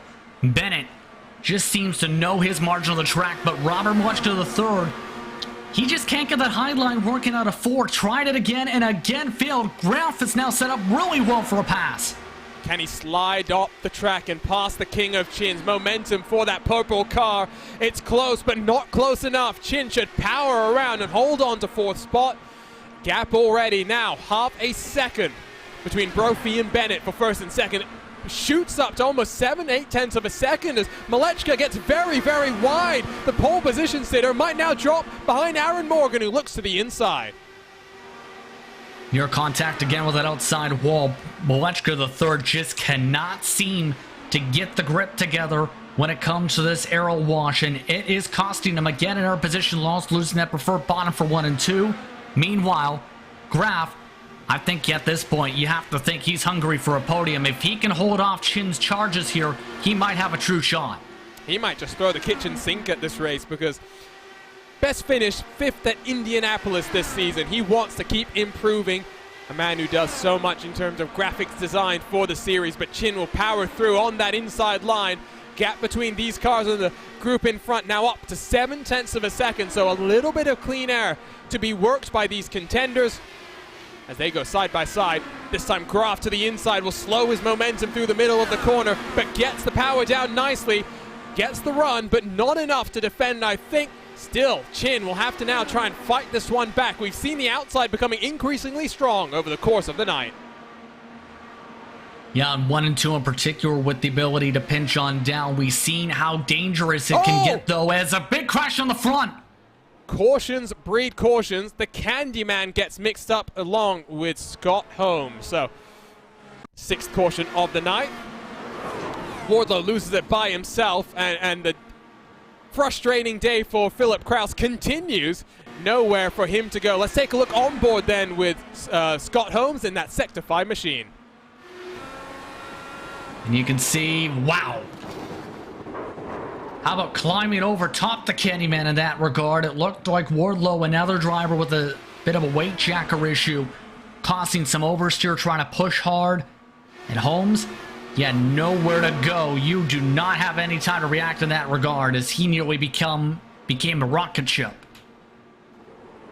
And so while we're looking at these replays, I tell you what, let's go take a look at what happened to Chris Lanini, because I am very, very curious as to what happened here. Was it technical issues? Or, ooh, no, damaged car, I think, because he had come off the pit road after being involved in that last caution. Justin, I think, realized that car just had a bit too much damage. Yeah, I think at that point he's like, okay, I'm just going to tow. I can't go any further. So that seems to be the case there. But another restart coming up, and Bennett still continues to maintain control. For a lot of these drivers, you might need to try and pull off a Carl Edwards to try and get the pass for the race lead done at this mark with how Bennett's played this. So it's about timing. It's about timing and trying to get the run. Harrington, crucially, has worked his way to 3rd. Take a live look then at the point situation as things run. Gap would be under 50 points, not including the drop week that Adam Blocker will have in his advantage. Henry Bennett then a further 100 points back, but building up an even bigger buffer from Kinsella, from Chin, from Otis, who, despite the fact that he's not going to finish this race after being mixed up in our 4th caution on the night, will still hold on to the 6th spot. So, here we go. I believe it will be 11 to go when we go this time around. Engines scream once more in agony because the fuel burning is going on. Does look as though the trend continues in that pole position won't enter HyperX victory lane. It is not unlikely, I think, here, Justin, that we finish under the caution for only the 2nd time in what will be a 7th race here for the Indy cars in Lionheart competition. I mean, we are starting to lose more and more cars due to attrition. I will say that, but I think there's a decent amount of confidence. If you get enough lap stretch together, you can at least try and run this green. The difficult part is a lot of these drivers have tires going through various heat cycles. I think that's definitely going to be a bit of a factor for how this is going to go. But as these lights, it appears, stay on, this is appearing to be towards not 11 to go when the restart comes, but possibly 10. So this could get fairly exciting in the mid-pack again for this restart. Yep, 10 to go. I've heard from some of our competitors, by the way, Justin. I think Phil Kraus might be done for the night after that latest incident. And he said that he didn't finish 2nd, because of course 2 races, 2 2nd place finishes behind Adam Blocker. He considers this a win. I don't necessarily see that logic, but at the very least I can understand his frustration as to how the night has gone. He technically beat Adam Blocker. That's true. Technically he does beat Adam Blocker, so I guess you could put that to him. Robert Malechka, who started on pole, now sits in 7th, has also said he hates this track. Well, I mean, with Malechka the third continuing to slide on back, I can see that feeling and sentiment, especially since that 2nd groove has not been working for him at all in 3 and 4, so it's just not been Malechka the third's night of this rate, with the track getting hotter and the rubber. It almost looked like he was better with the greener track. Yeah, I was going to say, he was a bit more comfortable, I think, early on.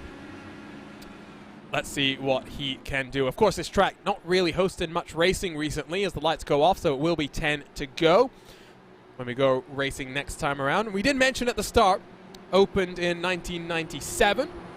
In 1998, Kart came here for a 300-mile race, won by Adrian Fernandez, a driver with some Lionheart heritage. When Honda first took a victory at this track, the track that they built with the intention of bringing oval racing to Japan. It took till 2004, so 7 years on from its opening, and the Lionheart himself, Dan Weldon, did take that victory. Then in 2008, Danica Patrick became the first woman to win an IndyCar race, beating the 4-time Indy 500 winner, the ever-popular Elio Castro Neves, for what was her first and only IndyCar win. So here we go. It is just over 15 miles. We've had 6 cautions so far today. Would not be surprised if we get a couple more before we decide our winner in the HyperX Twin Ring 200. Henry Bennett has controlled the later stages of this race. Can he control another restart? The pace car's down, green flag is out. Already the King of Chins trying to get that position back on Tyler Graf as they're almost 3 wide coming across the start-finish line further back. Graf on the inside has some dirty air to contend with. What can Connor Harrington do, Justin, to get on past Jason Brophy? Well, he's going to need to time this up to be able to get along side by side from what we've seen throughout the night. Here's the attempt to try and get that run, just cannot get fully along tire to tire, and Brophy is not making this look easy. I think there's a chance, though, he tries to go for a bullet send if it comes down to it, even with it being a teammate at this rate. He's trying to get that ramp here. On board with the 44 car, he's having to lift out of the throttle. That's going to check him up. Does it feed him into the path of his teammate? The King of Chin's going to be very, very nice and not be too aggressive. Some action further back. It's Alexis Newsom and Tony Schowen side by side, at least for a moment. Newsom now defends from Chris Fowler in the number 20 car. Single file across the start-finish line. Those track temperatures have continued to climb, Justin. It is now a very warm track here in Twin Ring Motegi. We started at, 6 o'clock in the morning? It's now 8:30 in the virtual track. Those keeping track in Fahrenheit. It's gone up 11 as one car head on. Jay Braun brings out the caution. My word, that was a high-speed impact straight into the inside retaining wall. And for the 7th time today, the caution is out. It means we will have one more chance at getting this race to a checkered flag under green. And let's take a look now on board with the Synergy Motorsports black car. He's running up in the line. What's going to happen here? Just up the track he goes, knocks down the outside wall, slams into the inside wall, and we end up under caution once more. That was at 140 miles an hour, the impact to the inside wall. Just the second he ended up taking it outside, that car was gone. And the intriguing part is, even with him pushing up, it almost looked like he didn't even lift until he realized in only half a second before, oh man, I'm about to smash this wall down like it's not there. One more chance. And that is up and down through the field. One more chance before we see this race ending under caution for only the 2nd time in 7 visits in the Lionheart IndyCar Series. Take a look at the left side, Justin. Look at some of these movers. Plus 14 for Matt Taylor. Plus 22 for Mike Rasmussen. Then you've got the muscle man who's plus 16. Very impressive drive for him after starting at the tail end, not setting a qualifying lap time. Andrew Kinsella has recovered after what we think was an end-of-line penalty. He's now sitting in 18th position, plus 10 on the day. We started with 35 cars.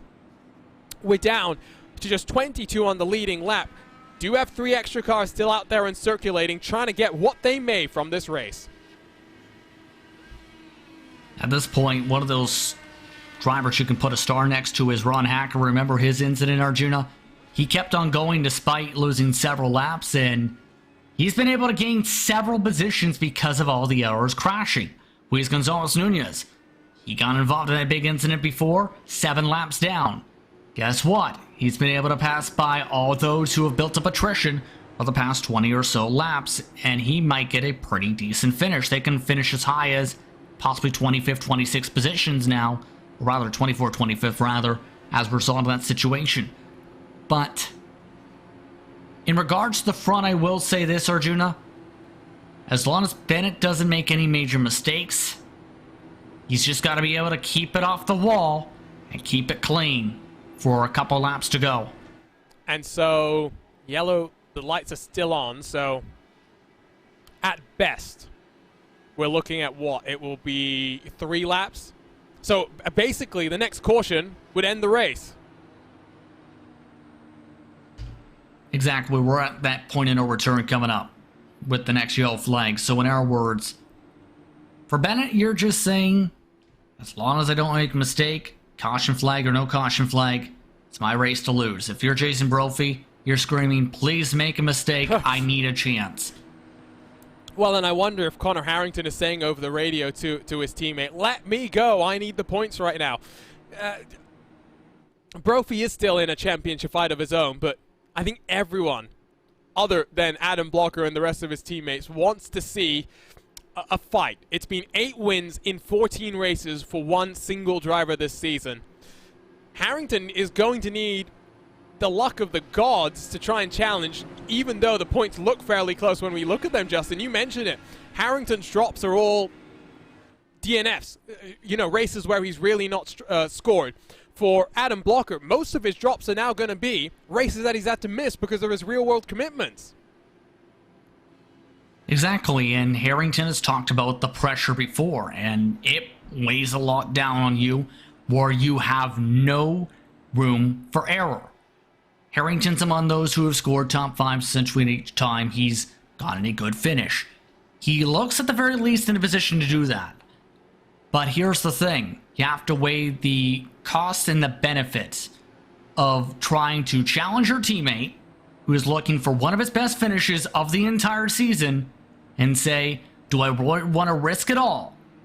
And if I get into an incident, that takes me to the title fight. That has to be thought of too. And so lights are off on the pace car here.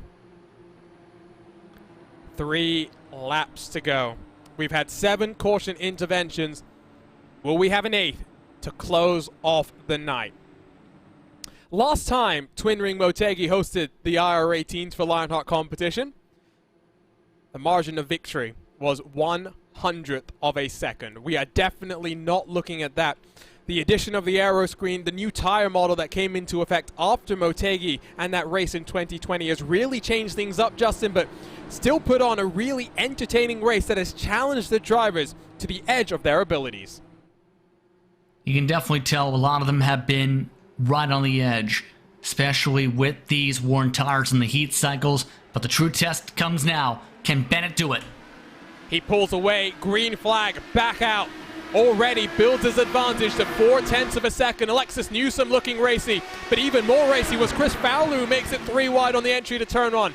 Brophy, what does he do to try and help his teammate or hurt his teammate here? Connor Harrington, Joshua Chin, they're running in 4th and 5th. Aaron Morgan, Tyler Graf, right behind them. Here comes Malechka, the pole sitter, to the inside of the 48 car. 2 laps to go. Henry Bennett leads by 0.5 a second. Once again, Malechka to the third, Achilles heel, turn 4 exit. This time the bottom can't go up and get the full exit run. Now loses some more time, but you mentioned up towards the front. Bennett's in the driver's seat. It's just a matter of hoping things keep clean for him. No mistakes. Just get to the white flag and take the checker cleanly. Bennett's teammate has done a great job. Kinsella up to 16th. White flag is out. The next flag ends the race here. And across the start-finish line comes Henry Bennett. He has been up and down. 2 third-place finishes on the season, Justin, but he's controlled the later portion of this race here in Motegi. Ever since that pass in the midst of the dirty air after those drivers stayed out, He's been able to capitalize, and now it's just a matter of one final set of corners. What a dominating pace set by Bennett. He's been the standout rookie, plenty of experience. It took 15 races. Henry Bennett finally wins in the Lionheart IndyCar Series here in the HyperX Twin Ring 200. It's a photo finish up and down through the grid, not out front. Bennett across the line and into HyperX victory lane. In the Rookie of the Year scrap, Jason Brophy finally gets some good results back under his belt. He started the season off very, very promisingly. Still plenty of opportunities to try and close the gap to the British Racing Green 07 machine. Henry Bennett, burn the house down. It is your time to shine. And I tell you what, no Adam Blocker. I didn't know if we would get a first-time winner. I kind of got an inkling, Justin. I thought it would be Robert Malechka from pole, but Henry Bennett, once he got out front, did not look back. A very long night for him has paid out 2 victories here in IndyCar racing. A very impressive run throughout the entire night. He had the pace straight from qualifying. He's shown this pace throughout parts of the campaign, but tonight he just put it all together. Had the right moments of luck, had the right timings of strategies and passes, and in turn, had the right time to be able to push on forward and run away with this race win. I think he's been waiting for the opportunity to burn the house down, and he takes his time and does it in style. Let's take a look then at your Carnox race results. The Adrenaline Motorsports red car in victory lane will help his chances in both the Drivers' Championship, the Rookie Championship, but in the Teams Championship, Jason Brophy, Connor Harrington, Joshua Chin, the private label Team Hype Machine across the line, 2nd, 3rd, and 4th. Tyler Graf matches his best finish on the season, finished 5th at Indianapolis, finished 5th here in Motegi. The pole sitter Malechka III, very strong and dominant early on, but once things got a little bit more difficult, some traffic to contend with, he slipped down through the field and was able to come across the line in 6th. Aaron Morgan, 7th. Good day for the Graphics LPM team. While for Mike Rasmas, 23 positions gained. Incredible drive through the field for him. He comes across the line in 8th. With Matt Taylor for Alcantech Simulations NHR, plus 13 to finish in 9th. Tony Showen, one of his better qualifying performances, ends up in 10th, with Alexis Newsom then in 11th. Joe Branch, Michael O'Brien, 12th and 13th positions. Mike Rigney started up in the top 10, drops to 14th with Chris Fowler in 15th. Andrew Kinsella recovers. First from a disappointing qualifying performance, and then from an end-of-line penalty late in the race, plus 12 to 16th. Barrett Rolfe, always a hard charger, but only charging 8 places up to 17th. Matt Houston gambled early on. Gamble didn't pay off. He comes across in 18th with AJ Musselman, 19th, Adam Frazier to complete the top 20. Paul Jenkins 21st with Brian Beer 22nd. There you can see some of the margins between the cars finishing on the lead lap. Then you find the attrition, the cars that work themselves up through the field even after being damaged and down on pit road. Ricky Harding, Ron Hacker, Luis Gonzalez Nunez getting very valuable championship points. James Brandt involved in a number of issues here today. Phil Krause, well, he doesn't finish 2nd. He finishes in 27th position, but I'm sure Krause will be back and raring to go 7 days from now when we go short track racing in Iowa. Scott Holmes 28th, Dustin Warlow 29th with Chris Lanini 30th. Just a couple more cars. Ryan Otis, Jason Galvin, Brian Carey, Stefan Larkamp, and Chris Stover to complete the 35 starters. Fastest lap, 27.599, went to Henry Bennett in the closing stages. That was on the white flag lap. It's time to go to HyperX Victory Lane and to our HyperX post-race show, because the Lionheart Racing Series is powered by HyperX, makers of premier gaming gear like the legendary ultra-comfortable Cloud line of gaming headsets. Whatever you play, however you play, HyperX knows that we're all gamers. For more information on HyperX product, visit hyperxgaming.com, and don't forget to use the promo code Lionheart15, that's LIONHRT15, for 15% off all orders. I think Henry Bennett is still burning the house down, at least his own house for the time being, so we'll wait to get that word with him. Justin, let's just sum up that race. drivers had to contend with a brand new update to the car this morning. Not much time to practice, increased speed to deal with as well, which means increased dirty air. It got a bit sloppy at the end, but at the end of the day, up and down through the field, I talked about those movers and shakers, plenty of drivers taking advantage of what happened here. Especially with a lot of the attrition coming into play, Mike Rasmus comes into mind as one of those drivers who, with all those restarts, was able to execute and just find the right line to charge on forward to get a plus 23 and be your biggest mover of the night. You can also put Andrew Kinsella in that grouping to be able to avoid all the incidents in front of him and around him to be able to leapfrog forward. So drivers were able to make some group passes when it came to these restarts, and that was so critical for drivers throughout the evening. Watch Good Third's the perfect example. You don't get some good momentum on the restart, you're going backwards, and he went backwards on several of those late race restarts. Let's make our way down to HyperX Victory Lane, where I'm sure we have a very happy but a very tired Henry Bennett. Henry, you did the double here at Motegi, first in the DW12 in another competition earlier tonight, and now in this IR18. It took 15 races, but I'm sure this victory in this Lionheart IndyCar Series is pretty sweet for you. Yeah, it's pretty unexpected, to be honest. I wasn't really expecting a win this season. The competition in this series is so fierce. But I did joke with the team before the race that it's Adam's first one of his away races, so it's fair game for anyone else. And I didn't expect to be the one to take the win, but yeah, really happy. And I think it's quite fitting that it's at Motegi, because I think way back in 2016, my first official open setup oval win was at Motegi. So yeah. Plenty of history then with this victory. I do have to ask, on the restarts, we were a bit interested because usually the strategy is stay up on the outside, make sure no one can get the run on you, but you elected to give that space. You went to the inside, you really held the field a little bit longer than I think some were expecting, enabled you to build up that advantage given the amount of restarts that we had in the closing stages. Why exactly did you choose to do that? Because from the lead, you want the inside for turn one, so there's no, and people can't go past you before the white line, I don't think anyway, from the lead. So there's no need to be at the wall really in the lead, and guys behind, they can do what they want. But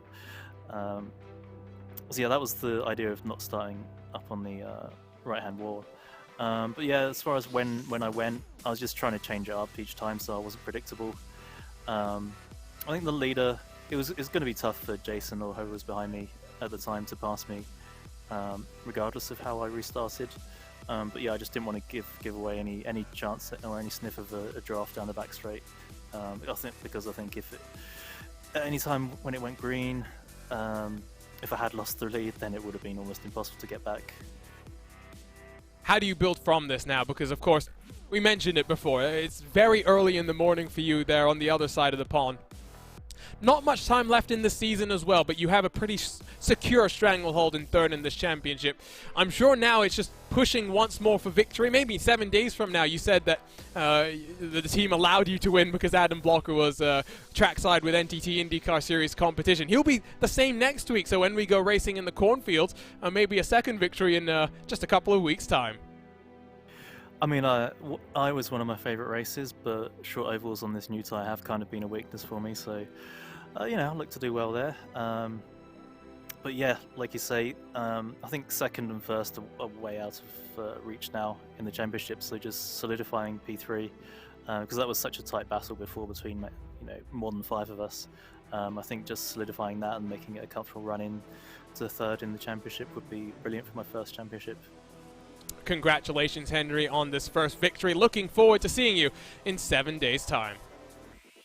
Cheers. So that was Henry Bennett, driver of the British Racing Green Machine. Let's make our way down then to the second step of the podium. Let's dial up the 88 car and Jason Brophy. Jason, it's your best finish in Lionheart competition, but at a race like this, it is so difficult to make passes at the front of the field. Was there anything you could have done in that stop and start last couple of laps to try and steal that victory away from Henry Bennett? I think the only thing I could have done was just try and guess the restart. I would have had to literally guess and go before him and just get lucky. lucky enough to carry enough momentum that I could be there in one and compromise this line, but it was really difficult to time that restart, and if you guess wrong, you potentially stack up the whole field and wreck, so that was the danger of it. And talk to us a little bit about how the race itself went, because new update this morning, plenty for you guys to try and get to grips with as drivers. You had success when the iRacing IndyCar Open Championship came here, and even in an open setup race, that was the way that unfolded was you struggled to even pass lap traffic. It seemed like in the thick of the pack, there was the opportunity to make moves past. You got +7 up to second in this race. Yeah, you could make moves. I actually really liked it, especially at the beginning when it was cold. I think kind of some of it flipped. I expected it to be better when it was hot yesterday, and then they changed the tire model. I think it was really good when it's cold. I still think it was very hard to pass the leader. I think my best shot was if we caught lap traffic there, but caution would keep coming out just as we got toward thinking about pitting. 3 gallons left in the tank, something like that. So it was good. But I don't want to detract from Henry. I do think he was the fastest car. He had really good pace, short run. I started to figure it out there toward the end on the old tires, but he already has 2 seconds on you, so hats off to him. Really well done. Well, and that kind of builds me to my next question is I don't want to be too mean, but you've kind of had a slide in recent weeks while Henry has kind of stepped up and been a bit more consistent in terms of the performances, kind of what we expected from him at the start when you were really doing well. In the battle for the rookie championship and even third in the drivers championship, he's managed to build a bit of an advantage. What do you need to do in the closing part of the season? We know that you're always strong when we go to the speedways. 3 road courses mixed into that next final couple of rounds, though. So the likes of Iowa, Pocono, Chicagoland, and then our season finale, the double points at Auto Club. That's going to be crucial for you to try and close the gap to the 07. Yep. If I want to have any chance, I need to beat him at Auto Club. I need him to have a bad race at Auto Club. That points difference is huge. And then hopefully, I feel a little more comfortable in the road courses now with this new tire. I feel like I can feel the limit a little better, so hopefully that'll improve my consistency there. I think Henry's still fast, so it's not like I'm gonna be flying up past him, but hopefully it can improve my finishes enough. And then I need good runs on the ovals. I really got to do really well on all the ovals. So tonight was pretty good for private label team hype car Ithaca, but you don't know. 4 ovals, 3 road courses I think now, so got to capitalize on every race I can. And you're right that a great day for you and the private label Team Hype machine, especially in that team championship. Congratulations on second, Jason. We'll see you in 7 days' time from Iowa. Thank you very much. So that was Jason Brophy, driver of the 88 machine. Let's now dial up the final step of the podium and one of our championship contenders in Connor Harrington. Connor, you were victorious 12 months ago when the IndyCar Series came to this very track, but a very different type of a race. You didn't qualify that well. You had to work your way up through the field. Ended up on the 3rd step of the podium, closing the gap very slightly to Adam Blocker, but because of the way that this championship works with drop weeks, it's really going to take an act of God for you to close that gap and to have a fighting chance, other than calamity for Blocker in that final double points race at Auto Club. Yeah, tonight just a little bit on the back foot for qualifying. Didn't really get a whole lot of time this week to get comfortable with the car, and especially with the tire change. This morning didn't really help anything there, but a really good recovery drive up to P3. Able to get out of the midfield there and avoid any sort of crazy controversy in our private label team hype machine. So yeah, just a solid night. It's gaining in points, just solidifying P2 even more, and there's still a lot of racing to go, so you never know. And we got 4 speedways and 3 road courses coming up. I do want to ask you, between Canadian Tire Motorsports Park, Road America, and Belle Isle, the streets of Detroit, which one are you most looking forward to? Because new tire model came to the road side of this IR18, and rave reviews, I think, from a lot of people has really enabled a bit more slip in the car, a bit more drivability, the ability to throw the car around. I think Belle Isle might be a lot more fun than it was on the older tire model. Well, we had a lot of success on the previous version of the tire in Open. We won. We beat Blocker there and some other really stiff competition. So, Belle Isle, Detroit. I remember when we ran it last year. I think I was the only person that was able to stay even remotely close to Adam, and and challenge him when we ran the streets of Detroit for the first time. So we're really looking forward to go racing there. I think that's a really good spot to make some ground. The new tire, we drove it in open this week. It's nice. It's definitely a little bit more forgiving and opens you up to push. Just a little bit kind of disappointing that still the multiple compounds aren't like totally in play yet. I think it's something that just needs a slight tweak, and then you might be looking at honestly probably one of the best cars on the service. But the road races have been really strong this year, and the oval races we've managed to not get destroyed. So we're feeling good. And now, I mean, didn't go the way that maybe you would have wanted. I'm getting word that you only gained 2 points in the Drivers' Championship. The Teams' Championship, though, this is a mega result for you and the private label Team Hype guys. 2nd, 3rd, and 4th, opening up that advantage to the Adrenaline Motorsports guys. Looking pretty comfortable at this point in time. What's it been over the course of the season that's helped you guys be so consistent? Because I'm sure there's plenty of teamwork going into it. Yeah, it's really the teamwork and the sharing of data between all of us, and especially now that Phil's on board as well. Josh, Jason, and Phil and myself, we've worked fantastic together. Really, just a lot of textbook team racing from us, and it's really shown. It's really great to have everybody on the squad to bounce ideas off of and run laps and figure out the best way to get around the racetrack. So, we want to keep pushing. We want to keep widening that gap. I mean, the double points race at the end, it always makes things a little funky and scary. So if we can sew it up by the time we get to Auto Club, that'd be a really good goal for us. Congratulations on 3rd, Connor. See you in 7 days' time to go short track racing in Iowa. Yep, thanks, guys. So that was Connor Harrington. Apologies if there was any bad language in that we heard. But, wow, what a race, Justin. And I mean, Motegi is always so much fun. I mean, not always the easiest, especially when you go out front. But having two ends of the racetrack be totally different to one another poses so many different challenges for the drivers. And now another challenge 7 days from now, short track racing in Iowa. I cannot wait. Adam Blocker will not be in attendance once more. Might we see another first-time Lionheart winner? Well, qualifying is going to be very critical, I think, again for Iowa, because dirty air is huge at that track. It can be very difficult when it comes to some of the passing at that circuit as well. We've seen throughout the various divisions of Lionheart this year there.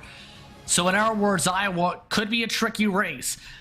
If you see some good qualifying performances like tonight, we may see a lot of those drivers be contenders, but don't be surprised to see a lot of strategy gambles in that one. It is time to say goodbye then from Twin Ring Motegi. 7 days from now, we will be back in action in the Lionheart IndyCar Series. We should take the time to thank the various partners that make all of this happen. For sim racers, the Buttkicker Gamer 2 or Simulation Kit adds the missing driver-to-car connection, bringing more realism to your sessions. By accurately responding to in-game audio, you can feel the track like never before, providing increased vehicle handling and faster lap times. Are you ready for the most immersive experience in sim racing? For more information, visit thebuttkicker.com and don't forget to use the promo code LION2021 for 20% off all orders. The Lionheart Racing Series is powered by HyperX, makers of premier gaming gear like the legendary ultra-comfortable Cloud line of gaming headsets. Whatever you play, however you play, HyperX knows that we're all gamers. For more information on HyperX products, visit hyperxgaming.com and don't forget to use the promo code Lionheart15, that's LIONHRT15 for 15% off all orders. The Sim Experience AccuForce Pro V2 is the premier professional simulation racing steering system. The key to its incredible realism is the groundbreaking direct drive motor control system, providing a driving experience that's second only to the real thing. For more information on the entire Sim Experience ecosystem, visit simexperience.com. Minus 273 is the premier name in karting gloves. Their industry-leading gloves are super lightweight and durable, made of a breathable poly spandex. Whether you're a kart or a sim racer, Minus 273 gives you the control to reach victory lane. For more information on Minus 273's full line of gloves and apparel, visit minus273.biz and don't forget to use the promo code Minus 273 LHRS15 for 15% off all orders. Looking for entertaining sim racing content? Look no further than the DMLC Racing channel. Follow former Lionheart Retro Series Driver of the Year Mark Cohn's racing escapades as he battles for wins and avoids wrecks with cat-like reflexes. Our ride and commentary is sure to make you laugh, cry, or both. Follow along by subscribing to the DMLC Racing channel on YouTube or like his Facebook page at the DMLC Racing channel. And it's not just them, but so many more that make all of this possible. To learn more about the partners of the Lionheart Racing Series, visit lionheartracingseries.com. And to stay up to date with the latest comings and goings in the virtual paddock, make sure you join the Series Discord to stay connected with the teams and drivers. To stay connected with the series, you can follow them at social media at Lionheart Series across Twitter, Facebook, and Instagram. ESTV has you covered for all your esports needs. Make sure you stay in touch with them across the social media, while racespottv has all your sim racing action covered, along with plenty of Lionheart action. Join us on social media, subscribe to us on YouTube by hitting that red button and the bell next to it to get notified every single time we go live with the great sim racing series that we get to cover. It's been a busy week in Lionheart competition. Robert Malechka won at Pocono in Speedway competition on Monday. Henry Bennett visits HyperX Victory Lane for the first time tonight. Next week, it's another doubleheader. The Speedway Series heads to Iowa as well as the IndyCar Series. Join us on racespottv for all the action on Monday, September 20th and Wednesday, September 23rd. For now, though, on behalf of the entire team at racespottv, for my co-commentator Justin Prince, my name is Arjuna Kankipati. We'll see you next week for more IndyCar action.